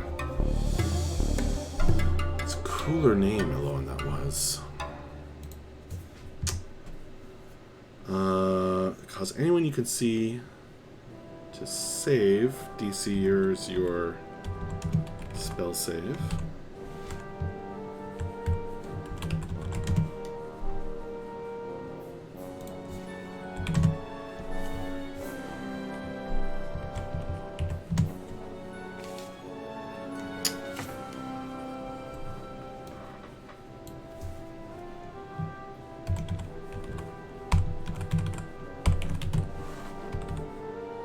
This is better.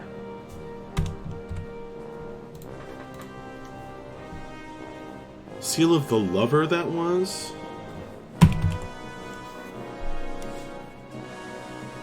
Seal, no, that's like, somehow that's weirder than just love.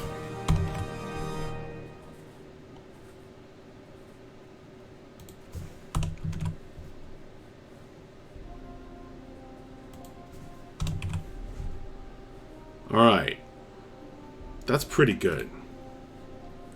Making it about love instead of like her whole character, I think is a little too presumptuous of me to be like, hey, this is your backstory, and I'm taking it over and I'm making it about charming people. And I don't want to do that.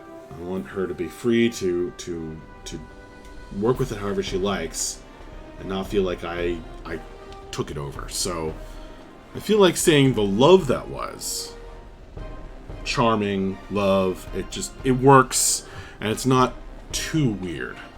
I think this is better. I think it's pretty good. Spend one hit die as a bonus action to cause anyone you can see to save, DC is your druid spell save, or become charmed for 1 round.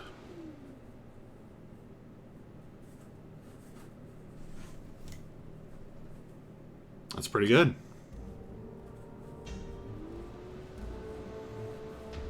Anyone you can see is pretty good too. That's really strong.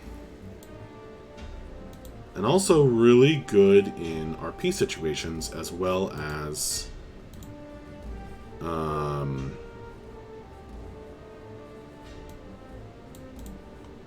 Charm does it all, man, as well as combat.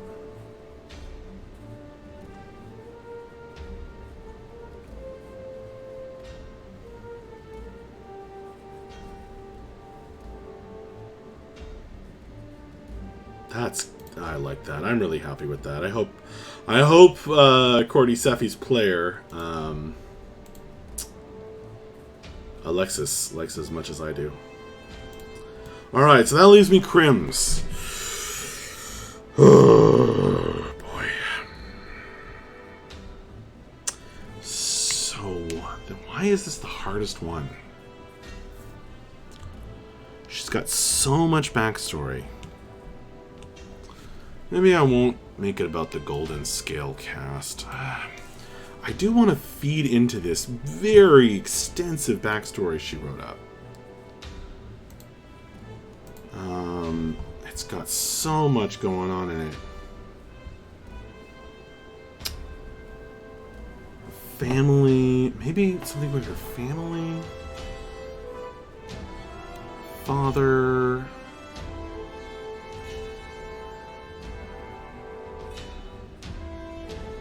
encourage their natural abilities, believe they would be a politician.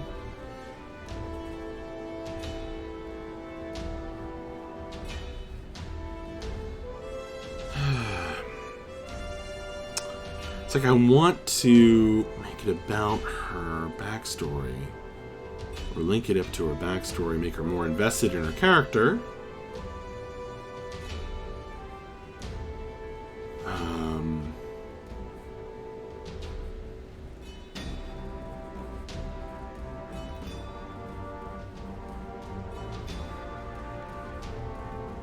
The arcane houses.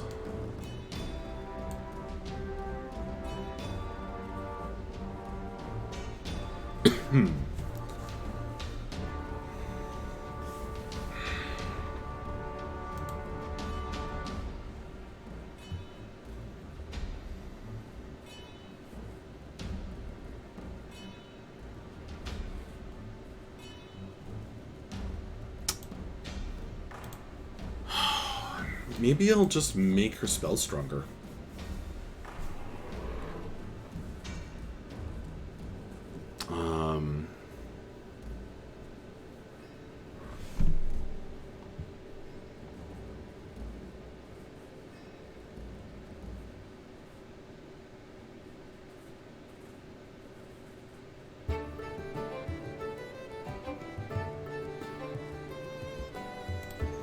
Bella's power is so insanely powerful. Might be too strong. And this could actually break the game.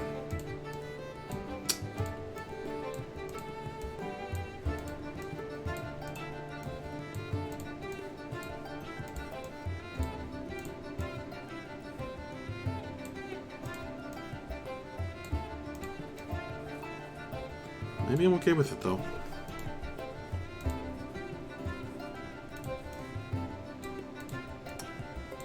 I'm probably okay with it.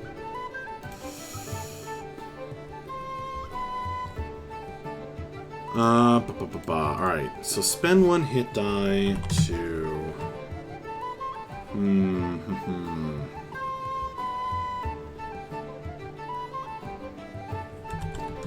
Give a...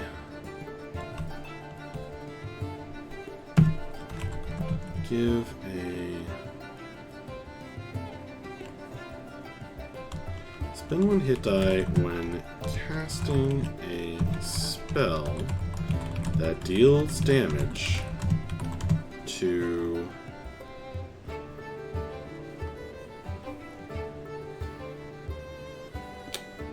To do what?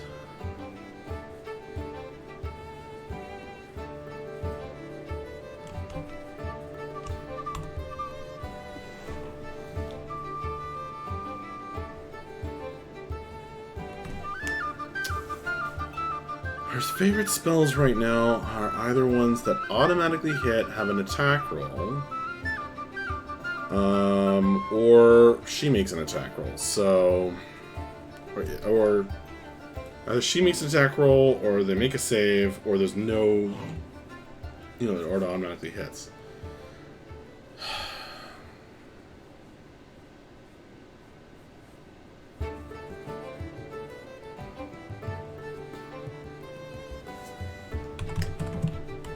Deals damage to re-roll the damage dice.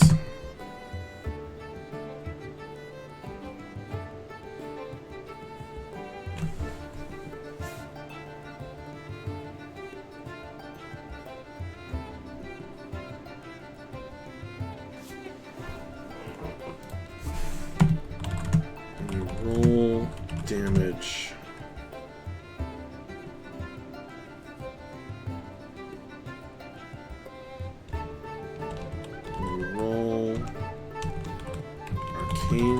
Spell damage to re-roll the damage dice. That's pretty good. There might be a feat like this already. Oh yeah, aren't the players getting their feet at this level? Quite potentially. I don't think there is something like this for spells, though. So, that's okay.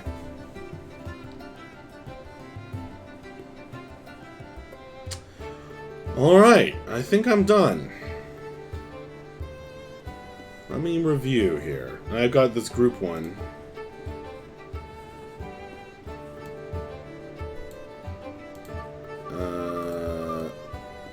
For the group, which is fine. That's,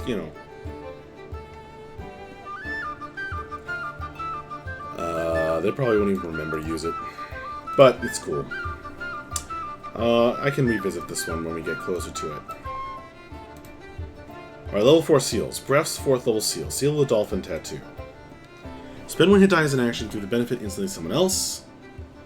Only training active for 1 month. Actress's 4th level seal. Seal of Fire and Shadow. Spend 1 hit die when casting a fire spell. Deal necrotic damage equal to the hit die roll. Okay. 1 week communing, active for 1 month. Additional necrotic damage equal to the hit die roll. This doesn't improve his Eldritch Blast, which is fine, because Eldritch Blast is already pretty good. Bella's 4th level. Swazi. So how does the studying and active time work on these? So there are 3 goals for these Seals of Power.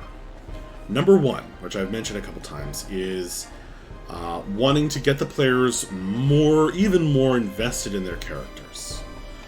So they're connected to their backstories, they are something they can achieve, they are special and powerful and unique to them.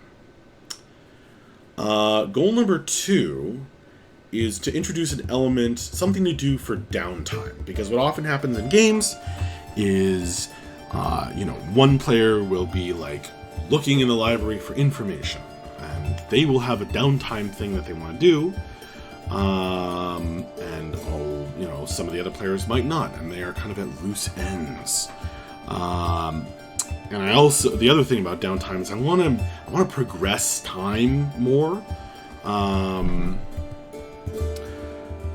and get through the calendar, because it bugs me when like a whole narrative campaign arc from level 1 to 20 takes place over the course of 1 month in the game. Years of real time to 1 month in the game bugs the hell out of me. So it just feels cheaper. So downtime is a good way of using that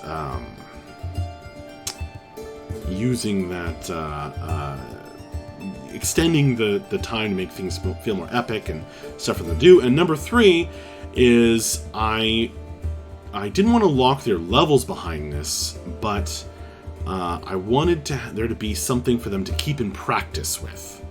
Like in real life, you've got to keep in practice. You got to stay in shape if you want to be, good at fighting or whatever. So some things are, your levels are experience-based, but if you want these special powers, you've got to stay in practice. And as they level up, I'm going to give them these seals, and they can spend downtime to kind of make them active. And then they will have access to these powers. And I wanted to give them something to do with hit dice. Because hit dice are kind of a resource introduced in 5th edition that people often don't bother to use or forget about, and so I'm putting in lots of things in the game that use your hit dice, because it's a resource that's on the character sheet that could be interesting. So yeah,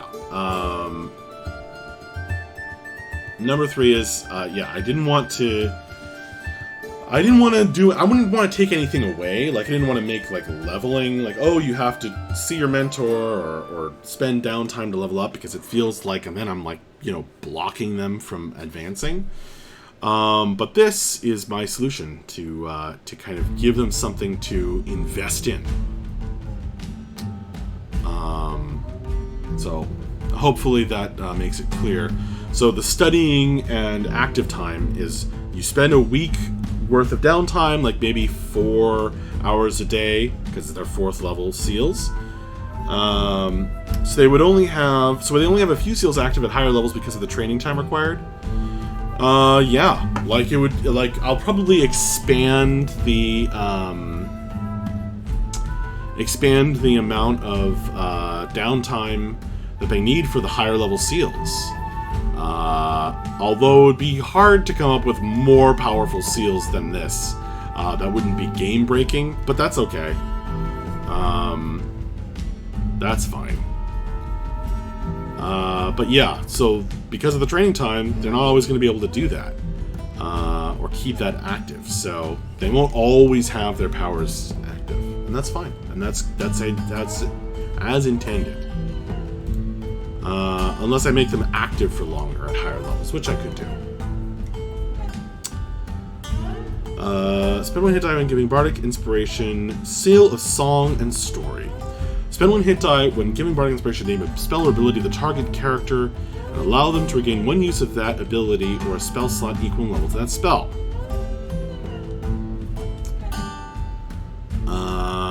This is by far the most powerful one. This is like insane. You can't name the same spell or ability twice in one day. Whew.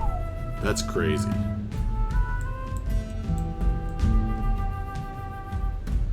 Crim's 4th level seal. Seal of the Golden Scale cast.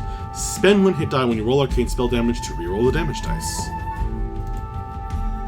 So, a lot of the time, actually this is cool because a lot of the time she'll like cast some spell, she'll hit the target, and then the damage dice roll low, and it's just sad. So this is actually pretty cool. Does it match the Golden Scale cast? I don't know, but honestly, like, she wrote up this incredibly detailed and long and rich backstory, but then like some of it's secret, and I can't keep track of what's supposed to be secret and not secret. And everyone knows she has golden scales, So that's a safe thing for me to name it after. And hook it into her backstory. Mavra's 4th level seal. Seal of a Mercenary's Daughter. Spend 1 hit die as an action to regain use of an action surge. It's really powerful and hooks into an element of Mavra's backstory that I think is maybe a little under-focused, a little underexplored. But should be cool. Valkyrie's 4th level seal. So Mavra may not even remember that she was the daughter of a mercenary. Or Mavra remembers. The player, Danielle, may not. I'm not sure. Akiri's 4th level seal. Seal of the Frilled. Now I'm introducing a major game element here. The Frilled. She may not realize that. Spend 1 hit die as a reaction, but it may come clear later. Spend 1 hit die as a reaction when you or an ally you can see rolls a saving throw to allow them to reroll after they roll but before the DM recurs the result. So it lets her do something else. It may not... It's not damage. So she may not be super happy about it. You know. But I think she will be. I think she will be. I think she'll be like... I think it'll reward Emmy for paying close attention to the game. And she can just be like, bam, reroll. I can definitely see the player and the character kind of thrilling to that. Being thrilled. Cordy Steffi, Seal of the Love That Was. Hopefully she thinks this is as cool as I do. Spend 1 hit die as a bonus action to cause anyone you can see to save. Oh, anyone you can see. That could be interpreted as one creature or literally anyone. It can be everyone or one person. I'll say one person.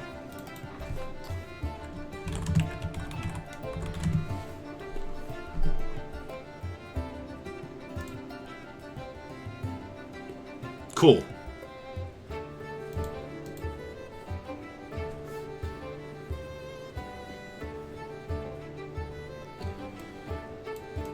The only one that I'm really... I guess, you know what? The worst crime, the worst thing would be is if the players get these and then they go meh. Because if they hate them, and they say, I hate this, and I never, you know, I really hate this, then I can change it. But if they go meh and just don't, it doesn't interest them enough to bother,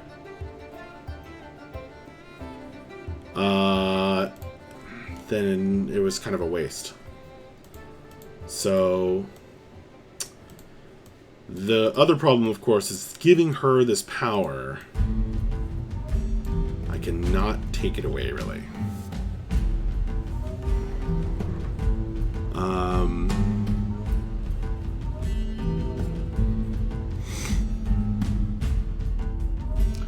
This is the only one I'm really worried about. That's cool, says Swazi. Well, thank you. Yeah, it kind of came to me as I was working on this campaign.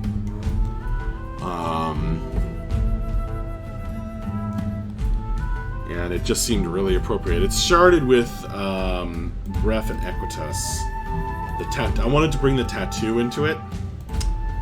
And then Equitas player was like, I want to like retheme one of my spells. And I was like, this is perfect. So hopefully it's as perfect as I think.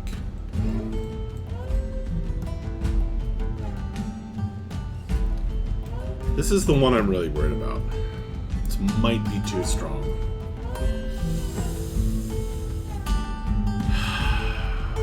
Might be too powerful.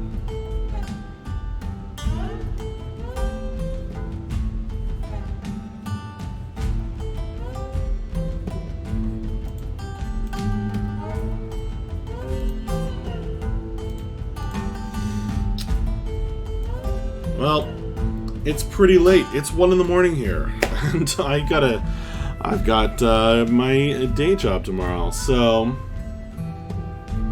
maybe a longer cooldown on that one. Yeah, maybe Swazi. Can't you name the same spell or ability twice in 1 week?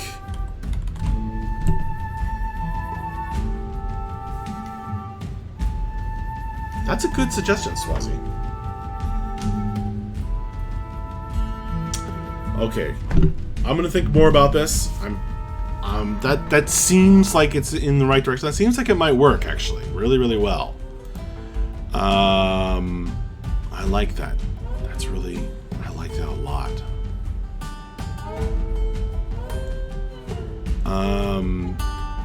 It might not be a strong enough restriction.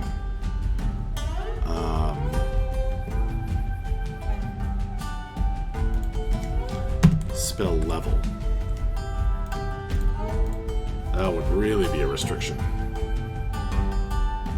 No, it might be too much. I have to think a little bit more about this one, because it's potentially game breaking. But for overall, I'm pretty happy with these. All right, folks, I gotta go to bed.